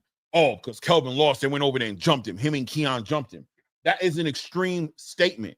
The consequences of an altercation and a jumping is going to be two different consequences. And there's a reason behind it. There's a narrative behind it. Because that man was not jumped, according to Nahir Albright. It is what it is. Go ahead, Coach. Sorry. Nah, everything you said is right, man. As far as like him being a guy from Philly, he ain't gonna tell, man. First of all, he's a civilian. He's not in the street. Exactly. And last time I checked, all street dudes do is tell. That's all they do is tell. So what are they talking about, man? It wasn't me from the freaking mafia, from freaking Gotti, the freaking kingpin of the freaking drug lord or whatever. All they do is tell. So what are they talking about? This goddamn street culture, this no snitching culture. You better tell. You know what I mean? You better beat the guy. You better beat your freaking co-conspirator before he tells on you, because he's gonna tell on you. Because when they get you in their courtroom, when they get you in there, they look better. You looking at 400 years. You're gonna start singing like a goddamn canary, man. They're gonna take your statement and run with it. All these fake tough guys, I ain't telling. Yeah, okay. All right, yeah. Okay. Right. It ain't about cooperating. It ain't about nothing. Nahir Albright's a victim. More than he's a victim of what happened with Keyshawn Davis, he's a victim of what the media is trying to get him involved in. You know what I'm saying? He's getting his words twisted. He's getting led into conversations that he didn't even plan on being involved with. Keyshawn Davis has to suffer his consequence, whether it's a suspension, whether it's a fine, a combination of both, whatever it is. There's a business here, and you violated the business, and you deserve to pay the price. That's it, though. The community doesn't need to turn this into more than it needs to be. Right. He was drilled, bro. Like, he was pressed for the answers. It wasn't like he was just saying, yeah, maybe, people been there. A lot of people been in those situations, man. Don't act like you haven't. At the end of the day, that's the problem. Y'all act like y'all never been in those situations. Mm-hmm. And if you ain't never been in those situations, then you're a saint, because I've been pulled over. I done been, pressed in locker rooms and all types of shit. So I know it has happened. I either had to swing off or, or I had to save it for another day. So it is what it is, man. Y'all can come up with that shit all day and lie about it. There it is right here. Christopher the Prophet. And there's nothing wrong. Keyshawn is still wrong. He's very wrong. Like, don't get it twisted. He's wrong. But there's a lot of sazon getting put on this meal. A whole lot of Cajun powder, a whole lot of Goya garlic powder, and like a whole lot of different seasonings, and the chicken ain't tasting like chicken no more. Christopher the Prophet says Albright said that it was Keyshawn was the one that grabbed him and headbutted him. 100%. That's why Albright's left side of his head was swollen. I'm cool with that. He wasn't jumped. And Albright retracted that statement. Exactly. Exactly. You know what I'm saying? Yo, exactly. But if you Albright, I think you take this time and take this opportunity to parlay this into a fight. That's what I do. I beat your brother. I beat your big brother. You owe me a favor. You came in my locker room acting all tough, big and bad. Run me that favor back because we already had a competitive fight anyway. Let's get it. Let's get it. Let's get it. You know what I'm saying? Let's do it. Let's do it. I mean, I think that's only right, man. You know what I mean? I mean, I don't think people would have a problem with that fight. Listen, on the back end of all the BS and all the narratives getting pushed, the good thing that can come out of this is a fight. You feel me? The good thing that can come out of this is we got a good story now. We got a good fight that the people want to see. Let's make it happen. Let's get this fight together. Let's sell, market off the back end of this, and let's make it happen. It is what it is. You know what I mean? It is what it is. What Chubb says, grand opening, grand closing, they wouldn't have ran up on Tank's click like that. Oh, not a Tank fan. How did you bring Tank up in here? What you know about Tank's click? What you know about Tank's click? And what they wouldn't have ran up on Tank's click like that. Gang, I hear you, man. Coach, what did you think about did you get an opportunity? Are you watching the heavyweight division at all? Oh, you know, I caught the freaking the Wardley fight, just the highlights of it. And there's another brother that freaking out Ja, good gracious, man. Whew, the cruiserweight. Ja Abataia. Yeah. I just caught the highlights, man. But hey, the heavyweight division is heating up, man. It is heating up. I like the guy that Ronnie Shields has, man. I can't even remember the guy's name. A young guy, man. Edward. I want to say something Edwards. I know who you're talking about, man. Dark skinned dude from I think he's from Georgia, right? Yeah, I think he's an Olympian. I think, if I remember correctly. Yeah, he's an up and coming talent. What do you think about Fabio Wardley in the heavyweight division though? Like watching the highlights and watching that fight. I don't know. Were you ever high up on Fabio Wardley? Were you ever like high up? To me, he was a good fighter. He's exciting because he's vulnerable too. You know, that's kind of what makes him exciting. Also, he's willing to let his hands go, but at sometimes he does get hit. You know, but that's boxing. You know what I'm saying? That's heavyweight boxing. And right now, like I say, a lot of these guys that we're used to seeing over the past 10 years, their star power is starting to fade. So I think everybody is searching for that next guy, whether it be in the heavyweight division, the welterweight, middleweight, lightweight. Because most of these guys are 35, 36, 37, you know, got a lot of money, a little bit past it. The hunger is not there, clearly not there. And we see it's a good time in boxing right now because we got a lot of young, hungry guys. And Turkey is also put a lot of hunger in these B-side guys because they're like literally like one good win away from a huge payday because you can really get in the mix now. It's forcing guys to compete a little bit more. But like I say, the heavyweight division, Wardley, I like him. He's good for the heavyweight division. I think he's a true player. He's a true contender. Now, I think Agate Cabiel, that's going to be a stern test. If he can get past him, then I can put a stamp on this kid, man. Right. Yeah, I like Agate Cabiel, and I like Moses, man. They just lined up Moses to fight against oh my God, Dillian White. Oh yeah, Dillian White's past it, man. I think Dillian's gonna get stopped in that fight, man. He's a guy who just, to me, in my opinion, he just passed it. He's just picking up paydays right now. He still got a halfway decent name. You know, he can pick up some paydays. Hey, and shout out to him. I would do the same thing. You know what I'm saying? Because he's definitely on his way out. He's on the outskirts. He's been stopped multiple times. You know what I'm saying? Doesn't have that same hunger just to pick up as many paydays as you can, man.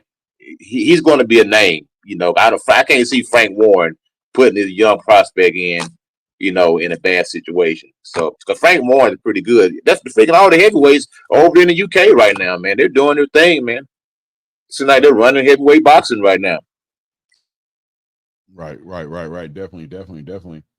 Looking forward to see all these guys do something great in the heavyweight division, man. It's about that time, Coach. I got to run. I'm scheduled to go do something real quick. For sure, man. I appreciate everybody coming up here and building. Coach coming up here and building. Thank you for all the engagement inside of the chat, man. Shout out to you, Chubbs. Everybody in the building. Shout out J Pit City, Bubba's Box in the building, the Cardenas in the building, Freaking Flyer, 2 cents, Little Ron Cheese Sticks. That's why I see Little Ron Cheese Sticks in here. Shout out to everybody, man. You know what I mean? It was a good, decent little show, man. Thank you for all the support in the channel today. I believe we had a couple of super chats in there. Ill Will, Adult Choice. Thank you for the support. Guys, remember to hit the like button if you haven't done it. Very important. It helps the channel get in the right algorithm. Also, if you haven't subscribed to the channel, take an opportunity to do that as well, man. I appreciate you guys. Ray, you want to close out? Well, Coach. Yeah, absolutely, man. I just think in the world we live today, man, we got to understand it's not just boxing, the real world, man. We have to be the village again, man. We don't raise our kids anymore. We too busy, even the young men, even structuring the young men. We don't steer people in the right direction. We're too busy. And I think our age, you know what I mean, we call unks right now, right? We're not even OGs yet, but we call unks. We all 47, 48. I don't want to throw our ages out there. Y'all can pick and choose who's who. But, you know what I mean? We need to lead the way and pave the way we grew up. We respected our elders. We knew the code of the streets, you know what I mean? And even in real life, we knew the code. You know what I mean? We knew it was a time to be out there in the game, and then we knew it was a time to be out there and be a man. And I think we need to start steering these kids in the direction, or these young men in the direction that we need to go in to prosper and make better decisions for themselves. So we don't have these situations going on. So they can also educate the people behind them. It's just too much things going on, too many self energy and not caring about anybody, not caring about your neighbor, not caring about the people that you grew up with.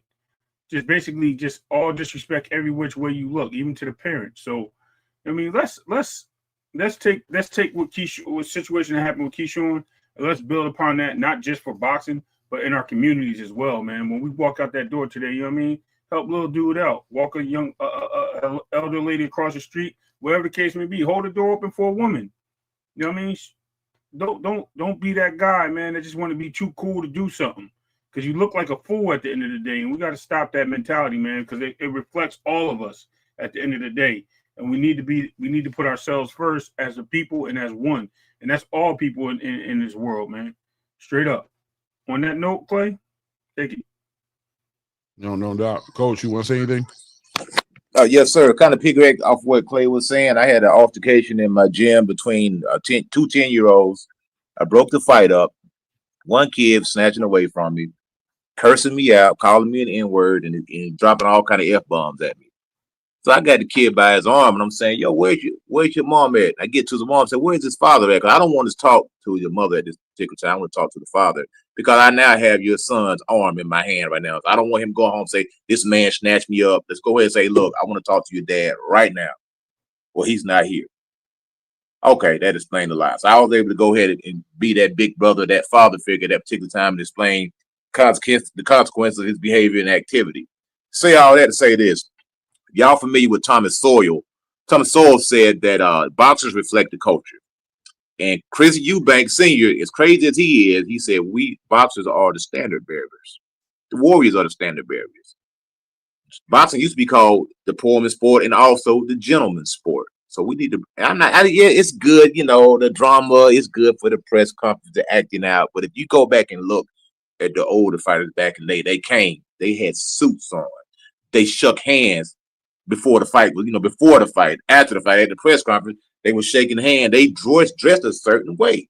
It wasn't all this freaking, rah-rah. Yeah, it's good for promotion, but it spiraled out of control. And that's the thing about the beauty of boxing, that we can go in and try to literally destroy each other. And at the end of the fight, we can put our emotions aside and shake hands like men, because first of all, we done business together and we fought each other. So it's a new respect for someone when you actually physically fought someone. And that's what's missing in today's culture. These guys, just like John Witherspoon said, live to fight another day. We don't need no guns. Fight with these, Craig. Put your hands up. You win some, you lose some, but you live to fight another day. And those statements are so profound. And I preach that boxing is a gentleman's sport. You respect your opponent, sportsmanship, all that good stuff. It's a great, beautiful sport when it's done correctly, but it can turn into something bad when it's done incorrectly. But I'm gonna land my plane right there. Y'all brothers, stay up. Thanks for having me up and keep doing what you guys doing, man. Y'all are the standard bearers. Y'all don't know standard bearers. Y'all are the warriors in the paint, man. Y'all keep fighting this good fight, man. Yes, sir. I appreciate it. Jetty. Appreciate it. Thank you. Man, salute, man. Another one down. Ray, we did it again. Yeah. Boxing wins, man. When we keep boxing where it needs to be, man. Thank you to everybody showing up today. Like, subscribe. Until the next one, you guys know what it is. It's your boy Clay. It's your boy Ray. At ATP Combat Media Show. And at this point, we out.